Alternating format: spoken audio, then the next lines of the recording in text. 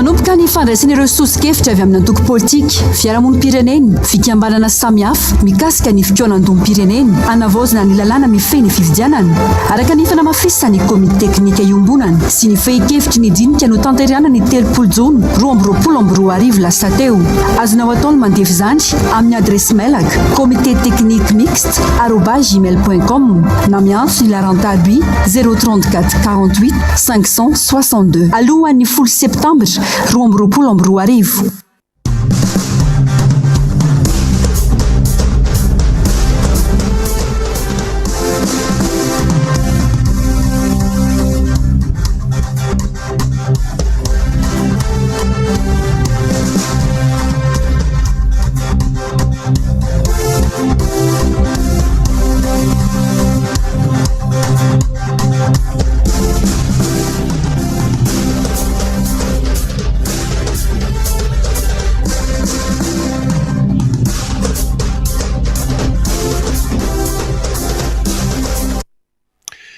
Tompolasy tompovavy tafaraka anay isika ato anatin'ny miara-manonja MBS Radio Mada amin'izao talata 9 septambra 2024 izao manantitra ny arabam-pampiraritso ho antsika mianakavy na ianao eto tandrazana na ianao any ampitan'ny ranomasina araba tsy misy anavahana fa araba ny manjaka miadana samy mahazo ny lafivalo hatrany andafin'ny rika soranay ihany koa ilay nahary satria raha tsy izy raha tsy ny fitahiny raha tsy ny fitantanany dia tsy afaka iona amin'ny alala ny sary sy ny feo isika amin'ity andro anio ity amin'izany hoe fandarana miara-manonja MBS Radio Mada izany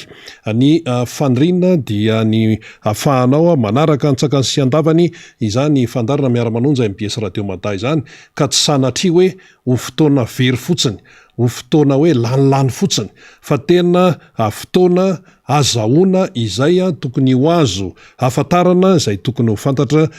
manoloana ny faonadiadiana sy ny famakavakana ihany koa zany hoentina ato anatiny ity fandarana ity inona moa no hoentina eto inona moa no fakafakaina eto inona moa no azavaina eto ny azavaina eto sy ny hoentina aminao dia ny fiainantsika mianakavy eto Madagasikara ihany satria maro ny zavatra mifamaofao maro ny zavatra tsy fantatra eo ny tena hoe tsy fahafantarana mihitsy fa eo ny inina tsy ampahafantarana antsika vahoaka malagasy zany ka aloha aloha dia tsorona fa ny tsy fahafantarantsika ny tena marina ny tsy fahafantarantsika ny ambadimbadika rehetrarehetra manoloana ny zava-misy dia oka fantatsika mazava tsara raha tsy fantatsika hatramin'izay dia mila fantatsika manomboka izao fa izay tsy fahafantarany ny vahoaka malagasy ny marina izay dia azahoany olombitsy azahoany sasansasany tombontsoa azahoany tombontsoa ao ambadimbadika ao hafahany manao ny zavatra tsy mety tsy manaraka ny lalàna eto amin'ny firenena ary tsy ny lalàna eto Madagasikara ihany no voahitsaka sy atao hoe tsy arahana fa hatramina lalàna izay ifamatorantsika amin'ny raisam-pirenena dia mody tsy fantatra manoloana ny fitiavan-tena manoloana ny tsy firaharahiana ny hafa tsy firaharahiana ny piraitan-drazana tsy misy ny izay hoe fitiavan-tanindrazana zay fa dia hoe fitiavan-tena ny any ka tsy mahagaga ny firenena malagasy raha mikorosofahana tahaka an'izao raha vao migadona ity volana septambra ity raha vao nigadona ity herinandro vaovao ity zany dia ny efa hoe fidirana ny ao an-tsain'ny besin'ny maro satria tamin'ny volana aogositra teo mbola maromaro ny tany fakana rivotra tany amorontsiraka sy tany amin'ny faritra hafa rehetra tany zany raha hoe hoan'ny teto Antananarivo fa tsy hoe ny teto Antananarivo ihany koa manao vakansa fa ny any amin'ny toeran-kafa ihany koa mba manao vakansa fa rehefa hoe mba miala eo amin'ny toerana izay anahazatra hoe makamina toerana hafa na dia hoe makany ambanivohitra fotsiny aza miala 520 kilometatra ohatran'izany dia efa izy zay fa miditra zany ity herinandro ity dia inona no zavatra tsapa miverina amin'ny fiainana andavanandro ny fiainan'ny olona izany raha hoe ny andrenivohitra eo ihany koa moa zany ny any ambanivohitra rehetrarehetra ny fiainany any ambanivohitra tsy dia misy fiovana loatra tsisy an'izany vakansy zany any amin'ny fiainana ambanivohitra ny tatsaha fa ny tantsaha dia miaina miasa isanandro mitady vola satria ny vokatry ny atsembohany no inanany zany no ahafahany velona ao anatin'ny andro anankiray sy ny andro rehetra izay enany zay ny any amin'ny tantsaha tontolon'ny ambanivohitra raha nety Madagasikara fa ny aty an-tanan-dehibe zany misy hoe vampitoanany vakansa de mba mandeha kely aloha de efa nisy hoe vola manokana natokana ho an'izany fa miverina amin'ny fiainana nahazatra mialohan'ny ireny fialan-tsasatra ireny ny isika amin'izao fotoan'izao raha tsy resaka afa-tsy ny eto Antananarivo de inona ny zavatra tsapa ny zavatra tsapa avy hatrany dia tena hitanao zany hoe verina indray ny fahasaranana isan-karazany eo amin'ny fiatrehana alina fiainana ny fitohanan'ny fifamoivozana aloha zany no hita voalohany indrindra aloha amin'izao vao manomboka ny taom-pianarana mbola betsaka ny mpianatra mbola tsy nianatra fa ny ankizy madinika aloha zany nefa nianatra dia efa betsaka ny sekoly indrindra ny tsy miankina no efa manasokatra ny varavarana zany sasany moa zay somary taratara kely de mbola manao ny inscription fisoratana anarana ny fanamafisana ny fisoratana anarana ny reinscription fiainana isanandro sanandro zany fa mitohana amin'izay ary lay fifamoivozana ho an'ny eto Antananarivo renivohitra ny maraina teo zao raha ny fahatongavanay atao amin'ny MBS isanandro eo amin'ny enina sasany maraina eo na amin'ny 7 farafatarany satria tsy maintsy misy ny fandaminana isan-karazany fa ny fialana any amin'ny toerana zay ialana amin'izany rehetrarehetra zany dia eo amin'ny enina latsaka eo amin'ny enina latsaka fefany eo na amin'ny enina eo zany dia tonga ty farafatarany amin'ny 7 fa androany atony roa niala tany tamin'ny enina tamin'ny 8 sy fefa ny vao tonga teto fa inony eny moa zany aksanoro iny amin'ny Sabinam mandalo ny Akadikely Ambotra Raba Nalamahitsy Maremasay avadika aty Akorondrano de mivadika aty amin'ny Lalam-baovao de aty amin'ny Diky na miditra any amin'ny 67 any amin'ny Vatobe ozy ny filazan'ny taxiby azy de apasika de tonga aty fa adiny roa mahery zany vao tonga nefa raha hoe tena hoe misatra eo amin'ny adiny ray eo fa lasa x2 le izy de gaga ianao zany hoe tena zao zany de fa ohatr' zao sady no zavatra iainana eto Antananarivo io fitohanan'ny fiarakodia io anefa tompoko adia so de tsy fantatsika tsy hita hoe mivantana zany fa ny fitohanan'ny fiarakodia dia mampitombo ny vola izay lanina eo amin'ny fiatrehana ny fiainana zany de misy fiatraikany eo amin'ny fandaniam-bola ny tsirairay misy fiatraikany satria nahoana rehefa mitsoka fotoana ny fifamoivozana raha tsy mamono motera ianao de fa mitombo zany ny gazoala sy ny lasantsy lany amin'ny tsy amin'ny antony fa lany eny an-dalana eny satria raha tokony ho adiny ray ny lalana tokony ho alehanao zany dia mitombo ny gazoala sy ny lasantsy lany raha tsy hoe amono motera isaky ny 10 metatra anga satria le embouteillage mantsy misaka ianao de 10 metatra na 10 metatra farafalavany de mijanona indray de mamono motera de mijanona indray aloha 10 minitra de misaka ohatran'izay foana mandrapahafaka le point noir ka raha amin'iny aksa hoe nord iny zao amin'iny avaratra iny maromaro ny point noir vao manomboka eo a Nalamahitsy de midina makaty amin'ny Masay de mivadika makato Akorondrano misy rond point daholo zany Masay Akorondrano de aty amin'ny Jesosy mamonjy aty de mivady point noir daholy mandrapatonga aty amin'ny MBS aty efa misy point noir efa firy tsy latsaky ny 5 avany avaratrany parapatonga aty de hitanao amin'izany fa mitombo ny fandaniana na ianao mitondra moto na ianao mitondra fiara na ny fiaranao diesel na essence na injection ary hoe mitsitsy lasantsy fa hitany foana io rehefa mitohana ny fifamoivozana mividin'le lasantsy gazoala nefa ny arahantsika hita fa miakatra zany hoe rehefa miditra zany ny atao hoe rentrée tahaka an'izao dia mitombo ny fandaniana isanandro mitombo na ho an'ny mpampiasa mpandeha fiara iombonana na ho an'ny fiara tsotra hoe an'olon-tokana zany ny particulier zany dia mitombo ny fandaniana de eo ihany koa ny fidiran'ny mpianatra sy ny sisa zany ny zavatra rehetra ho atokantrano de mivoaka amin'izay zany ny natao hoe fantaniana sanandro de kofina le malagasy na io an'ny any ambanivohitra na io an'ny an-tanan-dehibe na mipiasa birao na ny piasa amin'ny orinasa na ny piasa tena dia kofina tanteraka mihitsy ao anatin'ilay izy zany hoe tsy misy fiainana mivoatra eo tsy misy fiainana mivoatra tsy misy fiainana metsara ina moa natao hoe mivoatra ny atao hoe mivoatra na metsara dia hoe afaka miatrika zany ilay fiainana zany hoe ny vola eo ampelantananao zany de afaka hiatrehanao ny filanana ny besoin anao zany fa ny zava-misy ny vidin-javatra miakatra ihany saika hoe miakatra isan-kerinandro anontany iny mpivarotra rehefa makaentana any am'ireny grossiste reny izy afa ny fidianany an'le entana androany de afakerinandro iny miova indray miakatra ny dikan'le miova de ohatr'izay foana ny vola miditra nefa dia miena dikan'izay me mahantra ilay malagasy de misy namana miteny any ananinany hoe any ianareo koa de io resaka fahasairanana sy fahantrany io foana no teneninareo ao fa inona moa ny tadiavintsika inona ny tadiavintsika ny tadiavintsika de ny hoe hiala ao anatin'ny fahasairanana sy ny fahantrana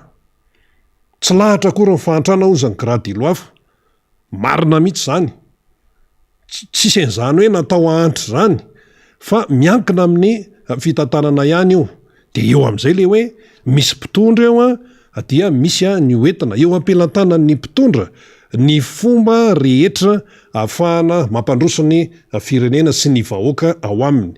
eo amin'ny daholo ny atosy ny instrument rehetrarehetra sy na ny lalàna izy maro anisy ao amin'ny assemblée na ny fanendrena olona ambony avoakany amin'ny alalan'ny conseil de ministre na ny hoe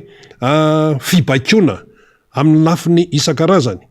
dia eo ampelantanany ampitondra zany amin'ny resaka exécutif io zany fa efa nampanantanteraka eo ampelantanany daholo ny olona rehetra zay apetraka amin'ireny ratsana isan-karazany reny dia ny régime amin'izao fotoana zao no mametraka an'ireny zareo raha teo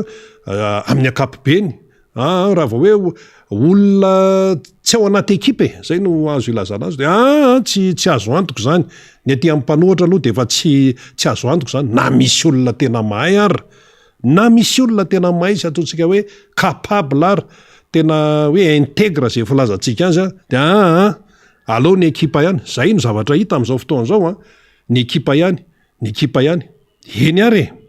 nareo daholo ny eo fa rehefa misy zavatra mitranga tsy fandrimpahalemana tany Akazobe gendarme mitifitr'olona tany Kongo tany Betioky atsimo nisy tsy fandrimpahalemana ihany ko be de be ny zavatra mitranga ny karazan-javatra hoe tsy fahombiazana zany raha kapokaray de inona no atao manilika aty amin'ny volana septambra 2024 tsy tokony hanilika intsony ny régime satria le fepotona iesany rehefa efa ho tapitra heritaona mahery kely eo sisa kely ene zany heritaona mahery kely ampitaina amin'ny efa taona latsaka izay efa lasa tsy mitovy mihitsy zany tokony ifamadika le izy tokony ifamadika zany hoe ny efa taona lasa dia nahitana vokatra fa ny heritaona mahery izay ambony ny fotoam-piasana de fotoana efa karazany hoe fanaovana bilan efa any amin'ny tokony hoe fanaovana bilan zany zao ny fitondrana amin'izao fotoana izao fa ny zava-misy tsy zany fa mifamadika amin'izay tsy manao bilan izy fa inona no ataony ny ataony dia mbola mampanantena samy hafa mihitsy zany fampanantenana zany ene re olona ao anatina tetikase zavatra volavolaina ny fampanantenana zavatra mbola tsy vita fa vao atao zay le izy zay zavatra mbola tsy vita fa mbola ho atao zany ara tsy fantatra hoe ho tanteraka hatrany farany sa tsy ho tanteraka fa ny vahoaka malagasy ve aty amin'ny volana septambra 2024 mbola ampanantenaina zao de inona ny vokany sahirana hatramin'ny mpiara-miasa amintsika anivelany sahirana hatramin'ireo bailleur de fonds inona masahirana ny mpamatsy vola avy anivelany ny masahirana andry zareo de izao ilay zavatra miseho eto Madagasikara ilay atao hoe fepetra izay apetraka tsy totosa tsy arahana fa ohatrany hoe tsika indray mamelesina ny mpamatsy vola de misy miteny any hoe fangahy tsy maintsy hiaraka amin'ny mpamatsy vola foana zany mandrakizay doriamenina tsy zay le izy fa ny fiaraha-miasa raha hoe situation zavatra iainany Madagasikara am'izao fotoan'izao tompoka tsy mbola afaka miala aloha sika amin'ny mpamatsy vola ireo zany tsy mbola afaka ary ny atao hoe fitrosana de tsy fahotana mahafaty mihitsy iza mbola tsy nitrosa iza mbola tsy nitrosa fa raha mitrosa ianao dia miankina amin'ny fahaizanao mitantana no azahoanao a vokatra tsara fa raha mitrosa ianao nefa tsy mahay mitantana de maty ianao zay le izy ka zay le izy ary ireo mpamatsy vola ireo de mametraka fepetra ary fepetra apetraka ry zareo any tsy zavatra sarotra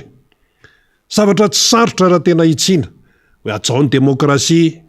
atsao ny fisarahan'ny fahefana mazava tsara ataovy mangarahara ny fitantanana sinsisa fa nga Madagasikara irery no miara-miasa amin'ny Union Européenne fa nga Madagasikara irery no miara-miasa amin'ny Banque mondiale sy ny FMI ohatra fa nga Madagasikara irery no miara-miasa amin'ny Banque africaine miara-miasa amin'ireo mpamatsy vola isan-karazany firenena be dia be no miara-miasa amin'ireo fa tsy Madagasikara irery ko maninona ny firenen-kafa no mivoatra sy metsara ny farim-piainana fa isika mikorosofahana foana isika ihany zany mahatonga ny tenantsika tsy ho tafavoaka tsy ny vahoaka malagasy fa ilay fomba fitantanana eto amin'ny firenena no mahatonga an'io nahoany Rwanda ny tafavoaka nefa firenena mifampikapa tamin'ny antsobe sy mifanentsika tamin'ny famaky mifamony ny Rwandais nahoany Maroc amin'izao fotoan'izao efa lasa lavitra be efa manana métro ny any Maroc any efa manana fitaovam-pitaterana efa avo leta be efa manana TGV ny tsika ny TGV to Madagasikara tany tenenina fotsiny zavatra fa moa ny dikany fa hoe atoko politika nafahana nakafahefana fa ny an'ny olona tena hoe réalité firy ny firenena eto Afrika zay resitsika ry Maurice ry Seychelles ry Comore resiny zany tsika ry Maroc ry Rwanda sinsisa taraiky be de zay no apetratsika hoe ilay tsy fahombiazana eto zany de amin'ny ankapobeny tena tsy miankina amin'ny vahoaka malagasy mihitsy fa miankina amin'ny tsy fahaiza-mitantana izany misy mpitantana fa ny mpitantana manilika aty amin'ny mpanohatra sy mitsikera ka ndeha raha atao hoe tsisy mihitsy ary ny tsikery tsisy mihitsy ny tsikera tsy misy mihitsy ny kihana de ahoana ny fiainantsika eto lazaina ve hoe mandeha le fitsikeranany tsy hoe tsy fitiavan'olona tsy resaka olona mihitsy ny resaka eto raha hoe miara-manonja MBS Radio Mada zay fandarana afany tsy fantatray fa raha ny zavatra eto tsy resaka hoe olona fa resaka foto-kevitra sy resaka hoe faneho-kevitra raha ohatra ka mitsikera zavatra tsy mety resaka fitiavana zany tompoko resaka fitiavana amin'ny firenena zany resaka fitiavana ny taranaka zany matoa ny président Marc Ravalomanana manao ny filazana etsereo maneho hevitra izy mandeha makary izy mitety faritra izy sotran'izany dia fitiavana ny tanindrazana ny dikan'izay fa izy mandeha amin'ny toerana izay tiany eto Madagasikara de sakatsakana ohatran'le tany Antsirabe zao de inefatra ary tsy iny ihany tam'le tany Tamataza le Ovina moa iny nandeha tongotra 12 kilometatra moa ohatran'izany ancien président de zany no anaovana azy dia satria ny sasa mieritreritra hoe tena hoe anakoroa tany reto mitsikera-pitolo zay mantsy le fiteneny hoe mitsikera-pitolo ny zavatra tenen'ny mpanohatra nefa dia tsy mifanalavitra mihitsy ndeha ataontsika hoe mitovy amin'ny zavatra tenen'ny filoam-piangonana ny katolika ny loterana ny anglikanina ny FJKM FFKM tenenina amin'izany mitovy amin'ny teneniny eo anivon'ny banky iresa-pirenena ny tenen'ny mpanohatra mitovy amin'ny teneniny vondrona européenne zao tonga ny ambassadeur vaovao ny vondrona européenne Ramatoa Isabelle Delattre de rahatany frantsay de sonsa mieritreritra hoe miova ny ambassadeur ny vondrona européenne zany hoe nasolo an'Andriamatoa Giovanni di Girolamo Girolamo de raha matoa Isabelle Delattre indray zany zao ny ambassadeur ny vondrona Europeanina eto amintsika de sao ny sasany mieritreritra hoe rehefa mivoatra zay de hoe ho takotakonana ny zavatra misy eto Madagasikara diso be zany fa sao de tsy fantatrao fa ny ambassadeur vaovao ny vondrona Europeanina raha matoa Isabelle Delattre de tsy atory voanjodina am'zany resaka hoe Afrique australe zany zay faritra misy aty amin'ny misy am Madagasikara tsy atory voanjodina an'zany izy ary izy efa diplomaty efa ela 75 taona izy zao raha tsy diso ny fitadinay aloha satria izy efa nitarika zany hoe teo anivon'ny vondrona Europeanina eo mantsy misy mizara faritra maromaro zany de misy an'izany hoe unité pour l'Afrique australe et de l'océan Indien raha matoa Isabelle Delattre no lehibe an'izany de akoatran'izay ihany koa anamarinana amintsika hoe tsy vaovao amin'izany Madagasikara zany ity ambassadeur ny vondrona Europeanina ity na lasa raha le teo aloha dia efa nisy ohatra zany zao tamin'ny volana Jolay 2020 ohatra zany hoe fanomezana don nomeny ny vondrona Europeanina ho an'ny Madagasikara teo amin'ny 26 millions d'euros teo le izy de hoe any atao inona zany de hoe anaovana nouvelle ligne haute tension reliant Antananarivo Toamasina amin'ny resaka électricité herinaratra zany de hoe inona ny anton'izany rehetrarehetra zany de hoe ny antony de hoe mba ho fanamafisana ny fidirana misimisy kokoa amin'ny fampandrosoana misimisy kokoa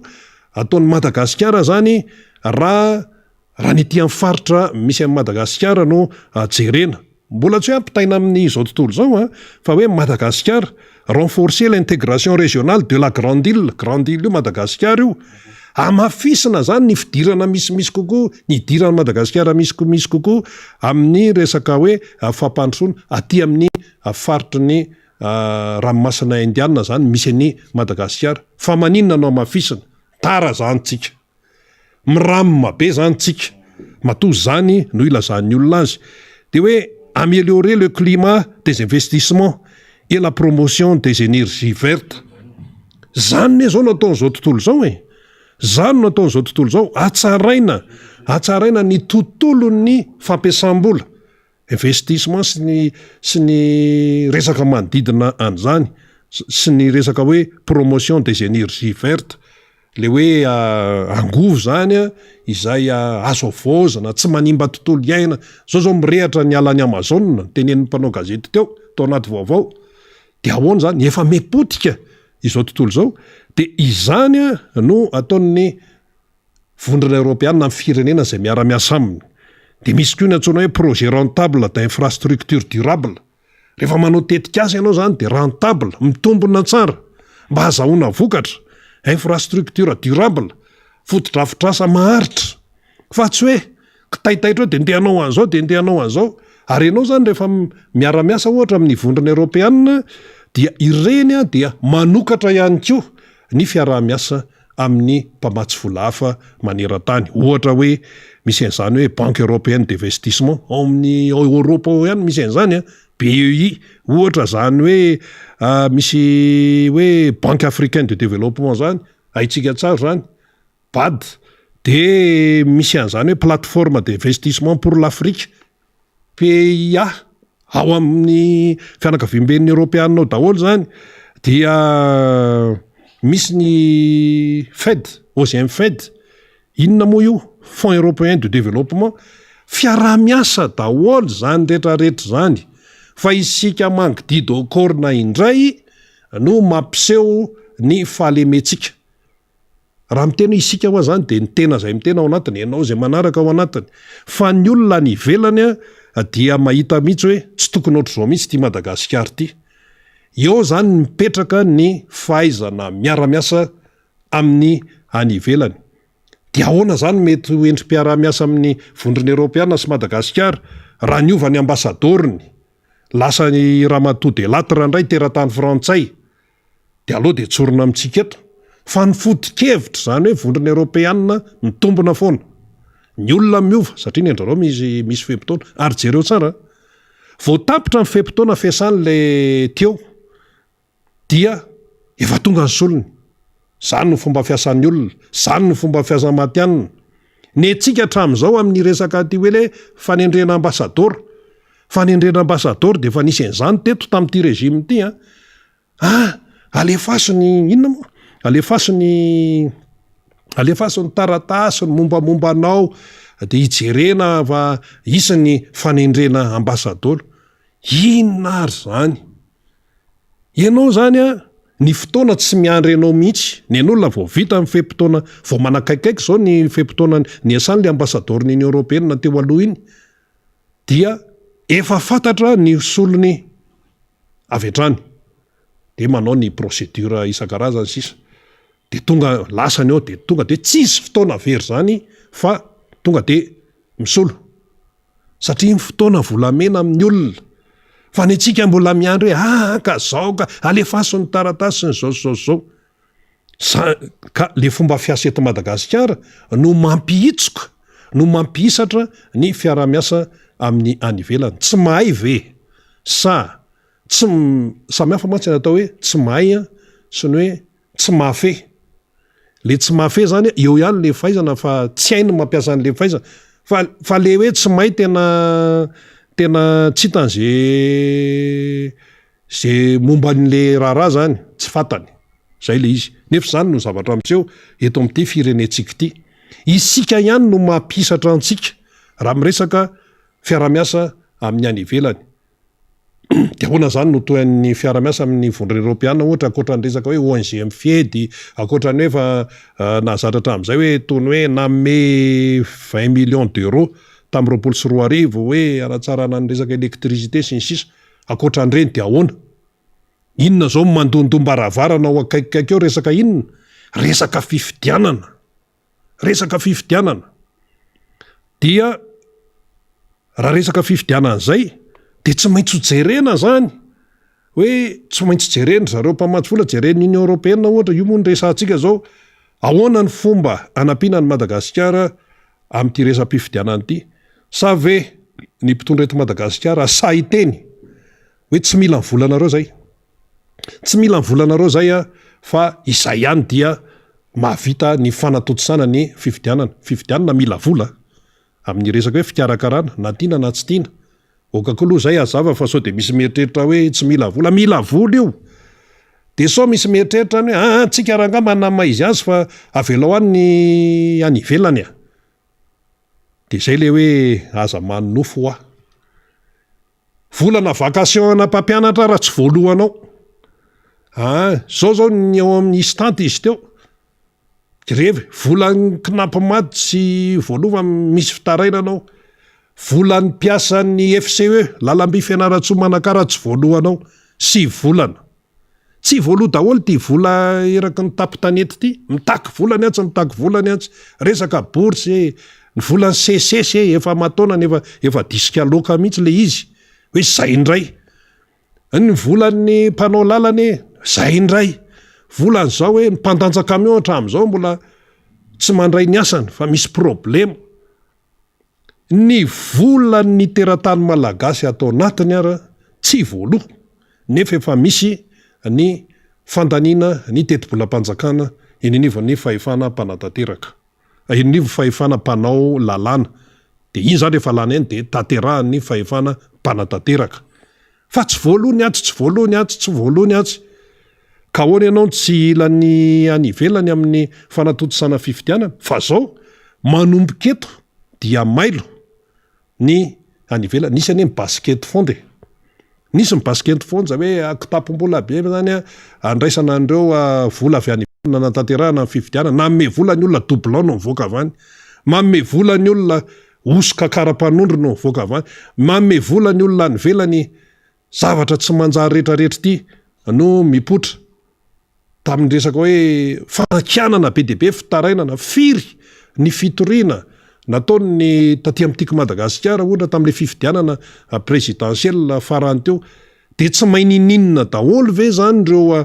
hoe olona nandrafitra ny fitoriana miaraka amin'ny profo tamin'ireny fifidianana farany teo reny tsy mainininina daholo ve zany misy avocat ao misy professeur ao sisisa ry professeur James Ratsimy reny anisany reny nandrafitra n'le fitoriana fa naray ary tsisy hoe nraisina na ohatran'zany de tsisy fa de nandeha fosiny de tsy mainininina daholo ve zany isika samy malagasy ihany mifanaboka eto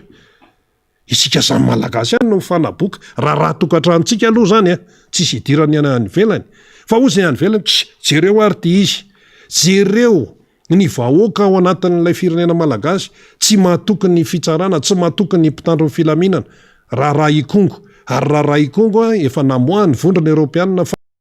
ary manameloka aniny ny vondrona eropeanina ary tsy vitany hoe manameloka fa mitakiny hoe ampisio ny fanadiadiana enquête indépendant fanadiadiana mahaleotena ary ny mpandika lalàna de atolory ny fitsarana maefa zany no nytenen'ny olona ny any ivelany ray no mamelesona antsika eto de misy ny olona manodidina ny filoha-pirenenao miteny hoe inona moa ny tsabatsabahan'ny eropeanina am'zany inona moa no tonga de hoe anakanany vondrona eropeanina am'zany raha tokantrano malagasy zany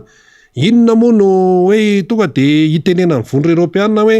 miahihany amin'ny tsy fitokisana anio fifidianan'io ny vondrona eropeanina raha toka izao ny zavatra iainana raha zao système électoral zao ny iainana sisiasinsisa de hoe inona ny tsabahan'ny vondrona eropeanina zany de efa nytenenina teo eto tsy mitsabaka izy fa maneho hevitra izy malala fomba izy de ataon'ny fomba diplomatika ny ilazany azy raha ohatra isika tsy mahay ny atao hoe fanehoan-kevitra terme diplomatika de mandana mianatra aloha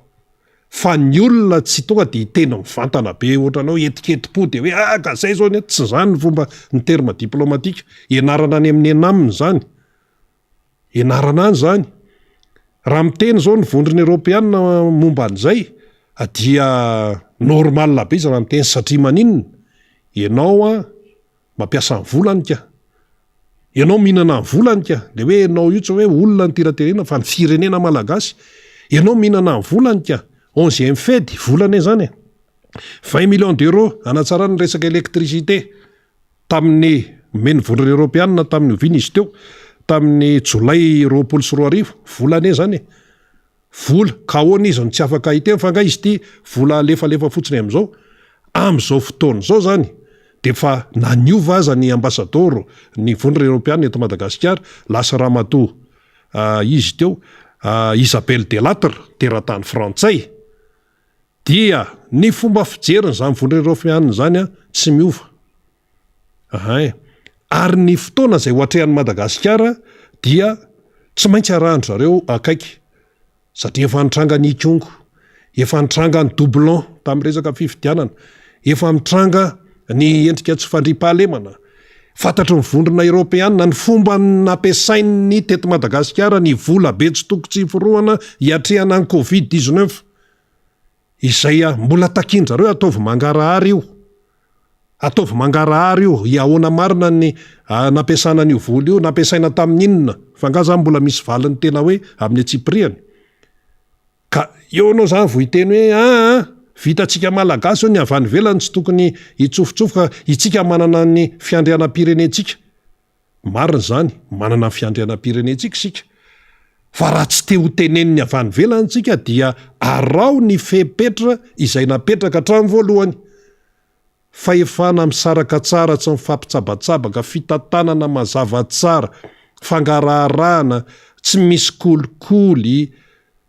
ajao tsara ny demokrasia ajao ny zon'olombelona zany fa nga ny mpamatsy vola raisam-pirenenareo mpamatsy vola mahazatra reo anga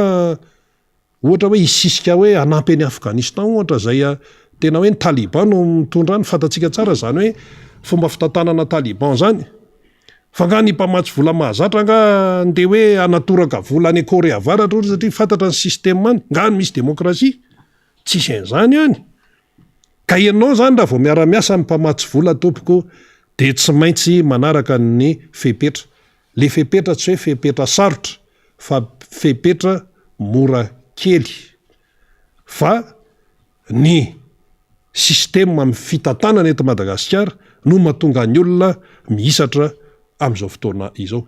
tiano tenenina zany de hoe ninona aloha tenenitsika de tsy afa-mialitsika fa tsy maintsy miara-miasa amin'ny any velany magaga izao ny mpitatany eto amintsika indray no mamelesona ny sehatra iraisam-pirenena. Ohatra zao le tany mandoto moa iny de miteny zany ny mpitondra fanjakana malagasy manoloana ny banky iraisam-pirenena hoe aza mivola resaka inona moa iny hoe aleo mba ho tantaninay ato resaka elektricité koa iny resaka jirama aleo mba ho tantaninay le vola tsy miteny ny solotenany banky iraisam-pirenena matoa tsy avelan'ny olo ho tantanintsika ny vola dia misy antony ao. De zao zany zao tsika hoe na hoela na hoaingana tsy maintsy hoe hiatrika fifidianana de ny mpanampy ny olona ny manampy izy tsy hoe tena mikirakira ny kipitsipitsiny ao tsy mivondriny Europeana akory maka masinina de mitape hoe lisy-pifidianana tsy any amin'ny birao amin'ny banky mondial akory no anaventana ny lisy-pifidianana raha gasy zany fa zareo manampy fa zao fotsiny mba tsy ho verivery fotsiny lay vola izay anampiana ny Madagasikara dia manara-maso ry zareo. Zay zany zao zavatra tsy maintsy hitranga eo. De eto amin'izay zany ny misy an'le hoe fikaonan-doha-pirenena manaraka an'io ny vondrona Europeana tompoko ary makasitraka an'io satria fa nisy fanambarana mantsy zao mantsy le niteneny ary nisy délégation spécial mihitsy manokana nalefa teto. De zao ny tenen'le délégation hoe tsy tadidiko izy ny anaran'le rangahy iny le nitarika an'le délégation nalefa mivondrona Europeana hoe metimety aminareo zay le fomba fiteny diplomatika metimety aminareo ary mahatsara anareo izy ny miroso amin'ilay fikaonan-doha-pirenena ary so eo ambony latabatra ny resaka ifampidiniana matra inona ny dikan'izany ny dikan'izany de hoe alamino aloha ny eto Madagasikara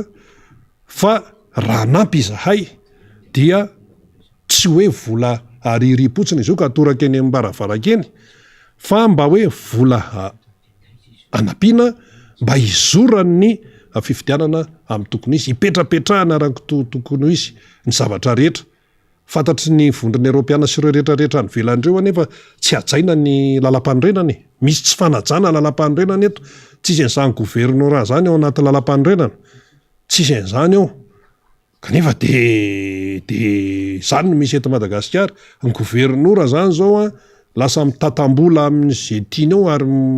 mahazo famatsim-bola fa tsy misy ny conseil régional amin'ny mpanapaka an'izany tsisy délibération resaka bola de ahoana zany ny fomba iainana amin'izany nefa fifidianana hoe atao fifidianana ny sefokotany ery soloana isaky ny mihetsika ny ary de ahoana ny olona tsy iaia amin'izany de zay mahatonga mivondrona Europeana miteny hoe tsy hoe misolo vava ny Union Européenne akory fa rehefa dinianao ny fanambarana ataon'ny Union Européenne tato ato de fatany taony zany rehetrarehetra zany de zay mahatonga azy hoe metimety aminareo tsaratsara kokoa aminareo no miroso amin'ny fikaonan-doha miresa ary zao rehefa mandamina olana isan-karazana na eo amin'ny sehatra iraisam-pirenena na eo amin'ny inona de tsy maintsy any amin'ny resaka dinika amin'ny databatra boribory na databatra lavalava zay ilazantsika azy no ivan'ny olana fa raha hoe ifampiziriziry zao nefa sokafana amin'ny varavarana hoe io tsy misy an'liany io fa misokatra ho an'ny rehetrarehetra ny fikaonan-doha fikaonan-doha zany concertation nationale tsy misy anavahana inona ny antony ka ny olona tsy te hantra eto foana ka ny olona tsy te hiainao anatin'ny fahasaranana foana ka satria mantsy misy mahazo tombontsoa amin'izao zavatra iaina ny malagasy zao zay zany le hoe mila ampahiratina tsara ny saitsika ianao tsy mihinan-kanina io ianao tsy mampiana-janaka io ianao tsy afaka mandeha amin'ny taxi be fa tsisy frais io ianao tsy mahatsapy tena io rehefa marary ianao tafian'ny jiolasy ny olon-dratsy rehetrarehetra io de enoy tsara fa misy mahazo tombontsoa amin'ny zavatra ohatran'izany de ozany za zany hoe za ve de mitombony satria ianao rehefa memahanitra eo satria ianao rehefa tafiana lava eo de tsy afa-mihetsika itsony ianao de ny ato ananonato no mitsetitra sy mitavana ny izay arena rehetrarehetra omen'Andriamanitra atsika mety tsy mivantana fa akolaka manana tahambary ianao zao ohatra vidin'ny mpanambola le ato vidin'ny mpanambola le ato vidin'ny mpanambola le ato de tatatra ny tsetsona ato de ny ianao ny eo ampovoany eo tsy maintsy mivarotra ianao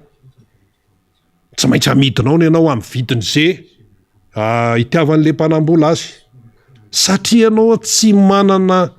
hoe fahafahana iaro ny fanananao de zany ve zany ny afarantsika eto ka raha ho avy zany ny fifidianana dia ny olona aloha zany ny any ivela amin'ny teny hoe alamino aloha fampiresaha aloha fa efa be deabe ny zavatra hitanay teto be deabe ny tsy fandehanam-bola amin'ny tokony ho izy hitanay eto Madagasikara vola tokony hatrehana ny Covid azavao ary hatramin'izao zao tsy hita zay fanazavana momba an'ireny natao hoana fa sao de tsy fantatsika fa ianao ane rehefa miara-miasa amin'ny any ivelany anay aloha aty amin'ny sehatra misy anay aty amin'ny fanaovana gazety no fantatray fa misy an'ireny le hoe fampiofanana mpanao gazety reny ohatra fotsiny ty entre parenthèse hoe ohatra zany hoe mandeha ohatra anankiray zany zao hoe nisy fampiofanana mpanao gazety tamin'ny efa tsy teo amin'ny fitondrana tsao ny président Marc Ravalomanana fa président Hery Rajaonarimampianina ny teo de ny tena moa zany ny safidiny hoe tsy miditra hoe tena hoe hiasa vantana amin'izay aloha fa ny safidy aty amin'ny resaka fampiofanana resaka hoe fampanaovana formation andreo zandry tamin'ireny président Marc Ravalomanana tamin'izany mbola tsy teo amin'ny fitondrana fa président Hery ny teo de misy ny fiara-miasa amin'ny any ivelany misy hoe fampiofanana mpanao gazety tany amin'ny any faritra de tamin'izay ohatra hoe tany Mananjary de inona le fampiofanana mpanao gazety ampiofanana zany mena traikefa zany le mpanao gazety any amin'ny faritra tany Mananjary tsy tao Mananjary ihany fa miazakazaka makao Mananjary zany reo mpanao gazety manodidina amin'iny faritra iny de ao no toerana de omena fampiofana de hoe mamorona fandaharana sy ny kipitsipitsiny amin'ny teknika satria de tsorona fa mifanalavitra ny atao hoe faripaizana na ny hoe ny entina miatrika amin'ny asa ny any faritra sy ny amin'ny tanàn-dehibe zany tsy natao magaga zany tsy natao magaga mihitsy dia satria maninona tany amin'ny faritra Mananjary iny le mahazovahana be zany ty le resaka hoe fistule hoe rovitra ny tatavy amin'ny vehivavy zany satria hoe 7 taona de bevoka de rovitra ny tatavy de nisy ny hoe fampikarana fandarana any tanana ny olona mba hisorohana zany fiara-miasa ny mpitsabo fiara-miasa sy ny mpanao gazety de nisy mpamatsy vola tamin'izay ny FPI no namatsy vola fa tao anatin'ilay fampiofanana rehetrarehetra ny charge ny arabola sy ny sisa na ny déplacement ny frais andreo mpanao gazety avy any amin'ny misy azy any na tongavany tao ny anay mpampiofana de efa voasoratra daholo ary mila PJ iny zany pièce justificative hoe ahoana ny frais notarie de miaraka amin'ny aiza ny billet de amin'ny atsipria mihitsy taiza ianao ny natory hôtel tare aiza ny any ahoana ny carburant amin'ny atsipriany tompoko amin'ny atsipriany ka raha vao tsy mazavy zay de fa tsy ametsony ny olona tsy anampitsony ny olona zany iny io ho an'ny mpiara-miasa amin'ny manao an'ireny projet sy ny an'ireny mahalala zany tsara fatantsara zany atao hoe PJ zany pièce justificative fanamarinana fandaninan'le vola zao zany zao nandaninan'ny Covid-19 aiza daholo ny PJ aiza ny tsy hita zay hoe ahoana zay dia zay zany tiana ho sariana saitsika hoe manoloana an'le raharaha ny zavatra miseho eto Madagasikara ihany no tsy mampandroso atsika fa miramina be mihisatra be nefa tsy tokony ho zany le izy de miena ny fatokisan'ny olona ny ivelany any Madagasikara ka raha hoe vaovao ny ambassadeur ny vondrona Europeana zay mantsy no hoe mifakafakatsika teto lasa iramatoa izy teo Isabelle Delattre dia foto-kevitry ny vondrona Europeana mipetraka avao na ary io ramatoa io tsy atory voanjodina amin'ny Madagasikara satria efa nsahana ny andraikitry ny antsoina hoe lehibe unité pour l'Afrique australe et de l'océan Indien fatantsara ny momba ny Madagasikara de ny diplomasia atsika marefo efa nytenenina tety any zany de ho avy amin'ity septambra ity ny andian'ny fafito amin'ny fitopolo ny fivorena hitambarambe amin'ny firenena mikambana assemblée générale nations unies amin'ny 13 septambra manomboka raha tsy hoe ahoana iny moa tonga de efa daty efa mipetraka iny amin'ity septambra ity any amin'ny 13 septambra any mandeha ny assemblée générale nations unies miakatra eo amin'ny tribune nations unies io izy io de efa mipetraka tsara ny calendrier zany réunion de haut niveau de la 77e session nations unies assemblée générale 13 septambra manomboka dia mandeha de amin'ny 9 septambra misy zany hoe transformation de l'éducation zany resaka fanabiazana zany ny fampianarana tena hodiniana ao anatin' zany de misy ny débat général anivon'ny firenena mikambana de misy ny atao hoe ny fanamariana fa 30 taona izay nampanekena adoption ny déclaration sur les droits de personnes appartenant aux izy à des minorités nationales ou ethniques, religieuses, linguistiques, sy ny sisa any amin'ny 12 sy ny 12 septembre de misy ihany koa ny réunion plénière de haut niveau consacrée à la célébration de la journée internationale pour l'élimination totale des armes nucléaires amin'ny 9 septembre. Zany ny fantaram-potoana any amin'io andeha amin'ny fafito amin'ny fitopolo ny fivorimbe ny firenena mikambana inona no tenenitsika malagasy am'zany inona mba ho tenenitsika malagasy am'zany resaka hoe éducation ny tsika ary zao ny école privé ny taraina hoe tena kofony zay ny fianarana école tsisy rindrina any anana nefa de hoe tena manara-penitra na vita ara ny trano mitritra any amin'ny firenena mikambana fivoriana atapiny de inona no tenenitsika any hoe tsika indray ve no amin'ny lesona an'izao tontolo zao tsy zay le izy volana septambra ihany misaotra ny ifaly eo amin'ny teknika na mokaniny satria isika atao miara-manonja tsy ataonay mihitsy nareo taraiky volana septambra ihany hidinika ny commission mixte momba ny îles et Pars eo amin'ny Frantsa sy Madagasikara eo am'izay ary de inona ihany îles et Pars tsisy faranty efa tazanao moa zany aloha ny député voafita tamin'ny alalan'ny tika Madagasikara tao boribortany faevatra ny député ny colonel Rambo iakatsehatra izy iaraka amin'ny namana faniry ihany koa efa miomakomana manao échauffement fa resaka îles et Pars de hoe commission mixte de hoe itoy any Frantsa ny afionan'ny commission mixte eo Madagasikara sy Frantsa de inona no atenaina am'zany inona no atenaina am'zany satria zao isaky ho resahana io îles et Pars io inona ny zava-misy manome vola kely foany Frantsa tamin'ny indrepandiny moa zao minisitra mihitsy ny tonga teto voananao mikaiketriketrika indray le îles et Pars tompoko la professeur James Ratsima moa tena vatravatra mihitsy rehefa miresaka an'io ny otrikafo koa tsy tia lala fa manenjana foana ary zay ny tokony ho izy be de be tokony ho betsaka ny olona tokony ohatran'ny professeur James Ratsima tokony be de be ny olona tahaka ny foto-kefitra ijoroan'ny otrikafo raha resaka hoe îles et Pars ao mantsy sasany miteny hoe ko ny tany eto toerana atao anatin'ny Madagasikara raha lasan'ny vahiny fotsiny ahoana mona zahoana ny îles et Pars any zay le tsy izy zay any Madagasikara ny îles et Pars ka zay tiatsika anaovana azy na iopitsika voalavo ary raha zay ny itiavantsika azy ka atsika io ka atsika io masy mandidy mentsika ary le izy efa no tenenina mazava tsara résolution tsy haiko hoe inona ny fahazahoany le mpitondra fanjakana zay ny antsoina hoe résolution Nations Unies résolution tao amin'ny Nations Unies 34/91 assemblée générale Nations Unies adopté zay nekena zany tamin'ny 12 décembre 1770 ny amiral Didier Ratsiraka ny président ny Madagasikara tamin'izany tamin'ny 12 décembre io moa mora tadidy mihitsy io daty io satria anniversaire ny président Marc Ravalomanana ihany koa 12 décembre 1979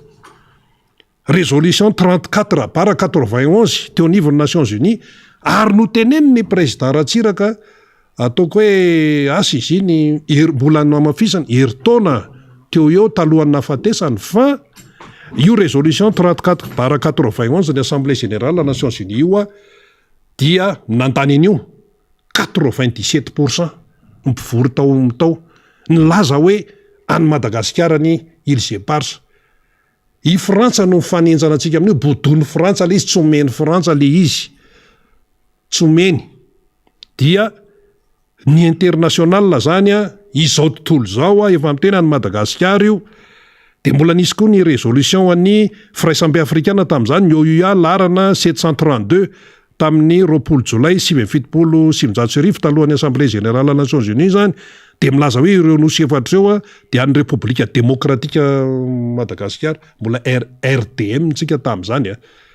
satria mantsy any ny aty amin'ny rafitra aty amin'ny faritra, hoe ny OUA zany tamin'izany ino makany amin'ny Nations Unies. Zao zany zao tsika hoe mbola misy zanaparitra ao anatin'ny SADC tsika, de zavatra tapaka ao miakatra ao amin'ny vondrona afrikana, de zavatra tapaka ao makany amin'ny Nations Unies. Zay le fomba fiasa zany zay.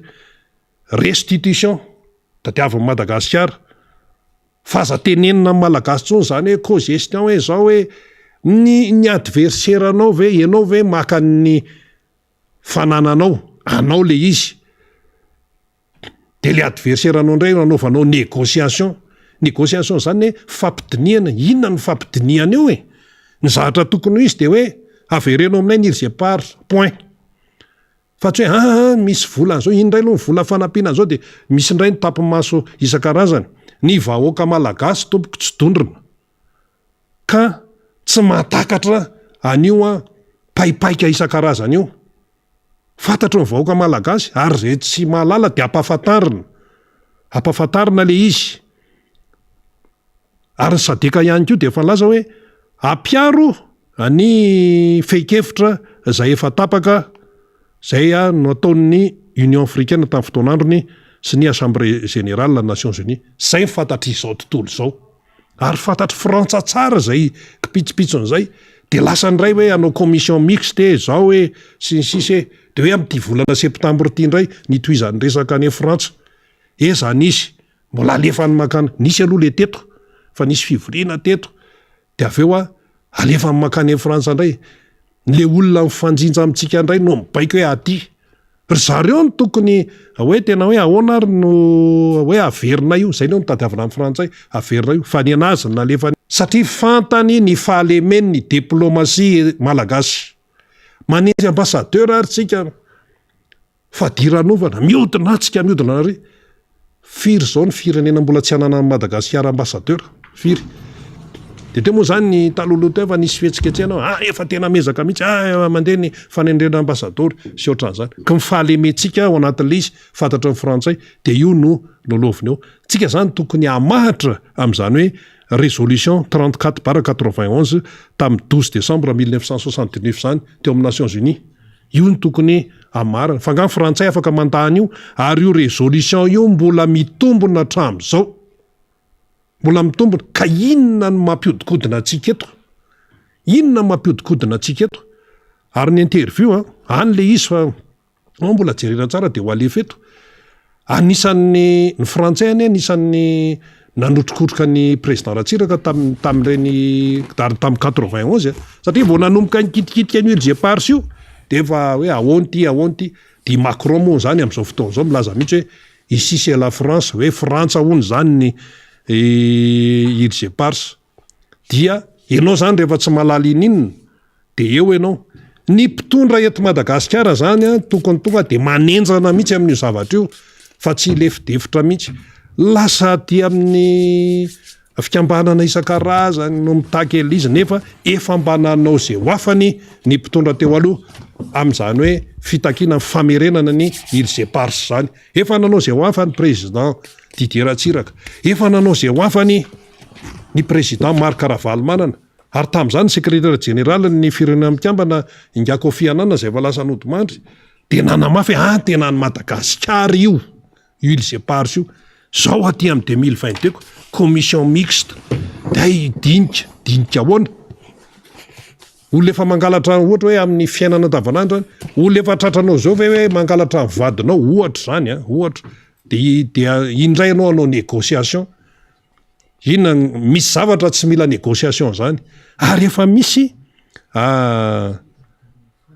soratra, ny soratra mantsy mipetraka so ndray isy teny hoe tsisy an'izany mipetraka ao jereo ny dossier Nations Unies fa any de zay ny tiatsika ho tenenina hoe marefo ny diplomasia malagasy na amin'ny fiaraha-miasa mpamatsy vola mahazatra avy any velany na amin'ny itony resaka Ilse Barsa itony na amin'ny fiatrehana ny 77e session ny Assemblée Générale Nations Unies marefotsika ao anatin'izany rehetrarehetra izany kanefa tsy tokony izay le izy eny ary namana fanira zafy manatany io ianao efa vita ny échauffement efa vonimbonina zay aloha no nyresana resaka fiara-miasa amin'ny any velany sinsisa ny ataotsika ihany miramina be ny fomba fitantanana amin'ny firenena de sahirana ny any velany amin'ny fiara-miasa amintsika nda ho ary zatsisy zafady faly anao ny kadrasy kely faly de miverina amintsika eo eny ary efa miverina eo izy rehefa avy eo miarabarina de misaotra betsaka tamin'ny fanokanana sy fanokafana ny fandarantsika tao anatin'izay minitra maromaro zay nandraisanao ny micro izay miaraba ny mpakasitraka sy ny mpanaraka atsika any amin'ny faritra rehetrarehetra any any ampitan-dranomasina any misy tsy salama amin'izao fotoana izao dia angatahantsika amin'Andriamanitra mba ho sitrana somatsara izany tsy salama izany fatany tsara hoe iza zay resahako zay satria de anisany mbola mifampiresaka tamiko teo izy zany de anaovana an'izay kokoa zay indrindrandrindra ny vadiny zany olona zay mifampiresaka tamiko zay mbola tsy salama ankehitriny hoy araka ny teneniko tamintsika dia ho tavaverina somatsara anatin'izay tsy fahasalamana izay zany resahantsika zany ny mpanaraka atsika tsy adino ny avany Akazobe Rihaja Andrenjaka sy ny fianakaviany rehetra any nangataka kokoa efa hatramin'ny fa mialatsiny haja adiniko le izy ny any Tsormandidy tahaka izay ihany koa ny any Mahajamba any zareo amin'ny Akoalma dia hanaovana kokoa antsika ny namana zay miaino antsika ny maro antsetra satria misy mifandray tsy tapaka amiko any dia hanaovana ny kokoa antsika efa samy malala tsika iza le izy fa dia ampitao tsy tapaka ny vaovao arak'izay azotsika zay vaovao azo hifampitana ny aty Mananara aty Sonerano Vongo aty Vavatenina Fenerivo Atsinanana dia kokoa daholo antsika faritra Nalanjoro zany teneniko zany tsy adino Sainte Marie ny manodidina Antananarivo dia anaovana kokoa ny mpiara-miasa rehetra izany ny nambarany rina tony amin'ny resaka hoe fifandraisa Madagasikara amin'ireo firenena vahiny ho resahantsika izay rehefa tonga ny fotoana ahafahantsika miresaka azy fa etona aloha zany dia anaovana fakahirezana ho an'ireo zanaka rehetra zay miatrika ny fidirana an-tsekoly tamin'ity androany ity ka de mba jejejo miaraka amin'ireo kitapo vaovao miaraka amin'ireo akanjo mitovy tenue zany miaraka amin'ireo kiraro sy ireo fitaovana maro samihafa hiatrika ny fidirana an-tsekoly vaovao amin'ity hoe année scolaire 2024 2025 ity de makahery atsika ray aman-dreny tsy mora mampianajanaka ao anatin'le hoe lafo ny sara-pidirana sara-pianarana lafo ihany koa ireo kojakoja zay ahafahana miatrika izay fianarana zay kanefa dia tsy mitandro asasarina tsy mikely soloka isika ray aman-dreny mba hatianana taranakavanina ka ny zaza zany no atosika mafy ho amin'izay fampianarana izay mbola misy tsy nahazo ireo fitaovana samihafa fa dia akahireziny isika akahirezantsika satria ho an'izay niandriny amin'le hoe mba hisy izany kit scolaire gratuit zany de nofo zany raha malagasy ho an'izay niandriny amin'ny hoe ny gratuit ny fidirana ampianarana zany lay droit io zany dia nofo zany ho an'ny malagasy ary ho an'izay niandrin'ilay saram-pianarana maimaimpona lalam-panorenana daholo zany resahako zany dia nofo zany raha malagasy amin'izao fitondrana ankehitriny zao fa de mikofokofoka miezaka ny ray aman-dreny fa io moa sakasakao ry malagasy hatramin'ny roviny ianao no hiari-pihatra tahaka izao zavatra mahazo manjo ny firenena izao zay ny amin'iny fa nambarany rina teo ny amin'ny hoe nahazo mahasovoa vaovao tsika ao amin'ny volana Europiana Isabelle Delattre no resahany teo zany ino moa zany solon'ny Giovanni Di Girolamo zay vita ny asany teto Madagasikara dia voatery namita iraka any amina firenena hafa dia Isabelle Delattre ndray zany a ity ramatoa efa menrina teo mombamomba azy anisan'ireo pahay diplomasia mazana koa zany Isabelle Delattre zany rehefa jerevana mombamomba azy fa mbola ho avy moa fotoana iresako amintsika hoe iza mariny ty Isabelle Delattre ty ary ao anatina situation ohatran'izao no voatendry hiasa aty Madagasikara. Mahafantatra tsara Madagasikara izy ary nisy tsara mihitsy ny hiraka lehibe fa mifantanina mipetraka de hoe naninona no izy nalefa taty Madagasikara fa tsy ho lafa zay tao anatin'ilay hoe mety ho tokony nalefa hatram'izay manko zany de hoe ry Père Protard ry Tezapsidisy ohatrohatran'izay no nalefa taty zany karazana olona avy amina firenena hafa zany tiako teneny zany italiana, espaniola sy ny sisa fa nisafidy an Isabelle Delattre ao anatin'izao situation Madagasikara izao ary nametraka recommandation ny vonina Europiana na io vonina Europiana am'izay vonina Europiana zay na io lay vonina Europiana zay nandefa hiraka hanadiady ary anao tombana momba ny raharaham-pifidianana tamin'ny 2024 teto Madagasikara sy efa nanombana ny hoavy ny fifidianana amin'ny 2024 dia olovainy Isabelle Delattre daholo zany fa na izany na tsy zany ny fomba fandrindrana reo famiatsaim-bola eto Madagasikara amin'ny alalan'ny Banque Européenne d'Investissement na BEI am'ireo foto-drafitrasa maro eto Madagasikara dia mbola eo ambany sokany Isabelle Delattre daholo ny andamina zany rehetrarehetra izany sy ny fomba ny resahana tamin'ilay dialogue politika no tanterahana teny amin'ny lapam-panjakana Iavoloha satria nisy fifampiresahana teo amin'ny fanjakana malagasy ny exécutif amin'ny akabeany sy ny vonina Europiana tsarotsika tsara mihitsy zany iny de afatao isan-taona iny dialogue politique iny ahafahana mijery zany ny fahasalamana ara-toekarena amin'ny famatsim-bola ny vonina Europiana eto Madagasikara sy ny fijerin'izy ireo ny raharaha politika zany ka mbola betsaka ny devoir zay ho ataony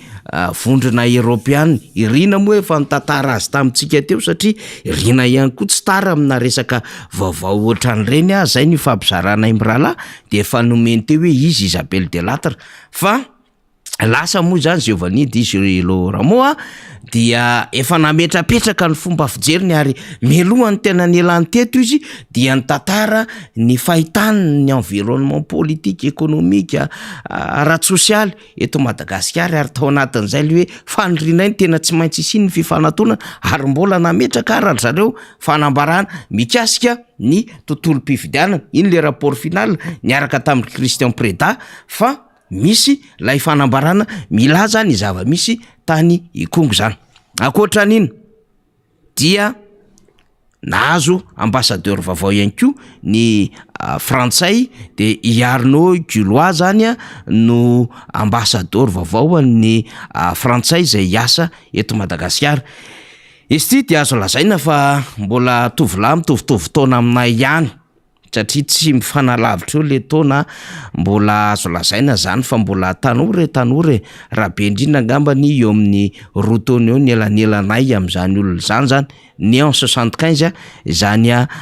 ambassadeur amin'ny Frantsay vaovao eto Madagasikara zany solony Christophe Bouchard zany ity ambassadeur vaovao ity ary nahafantatra tsara ny tontolo aty Afrika ary momba ny Madagasikara satria nanomboka tamin'ny 7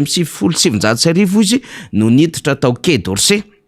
Izy moa zany de nianatra amina Institut d'études politiques IEP zany fa any ivelany IEP eto amintsika koa IEP le izy fa Institut d'études politiques section amina service public no spécialité any Arnaud Gulois zany fa izy dia anisan'ireo everitsika ihany koa fa nandeha lavitra be zany tany am'ireo toerana maro samihafa tahaka ny Russia tany États-Unis ihany koa dia anisany nolalovan'ny Arnaud Gulois zany resahantsika izany teneniko teo malala tsara ny Afrika izy ary mahafantatra tsara ny vondrona Océanie Indienne koa satria anisan'ireo zay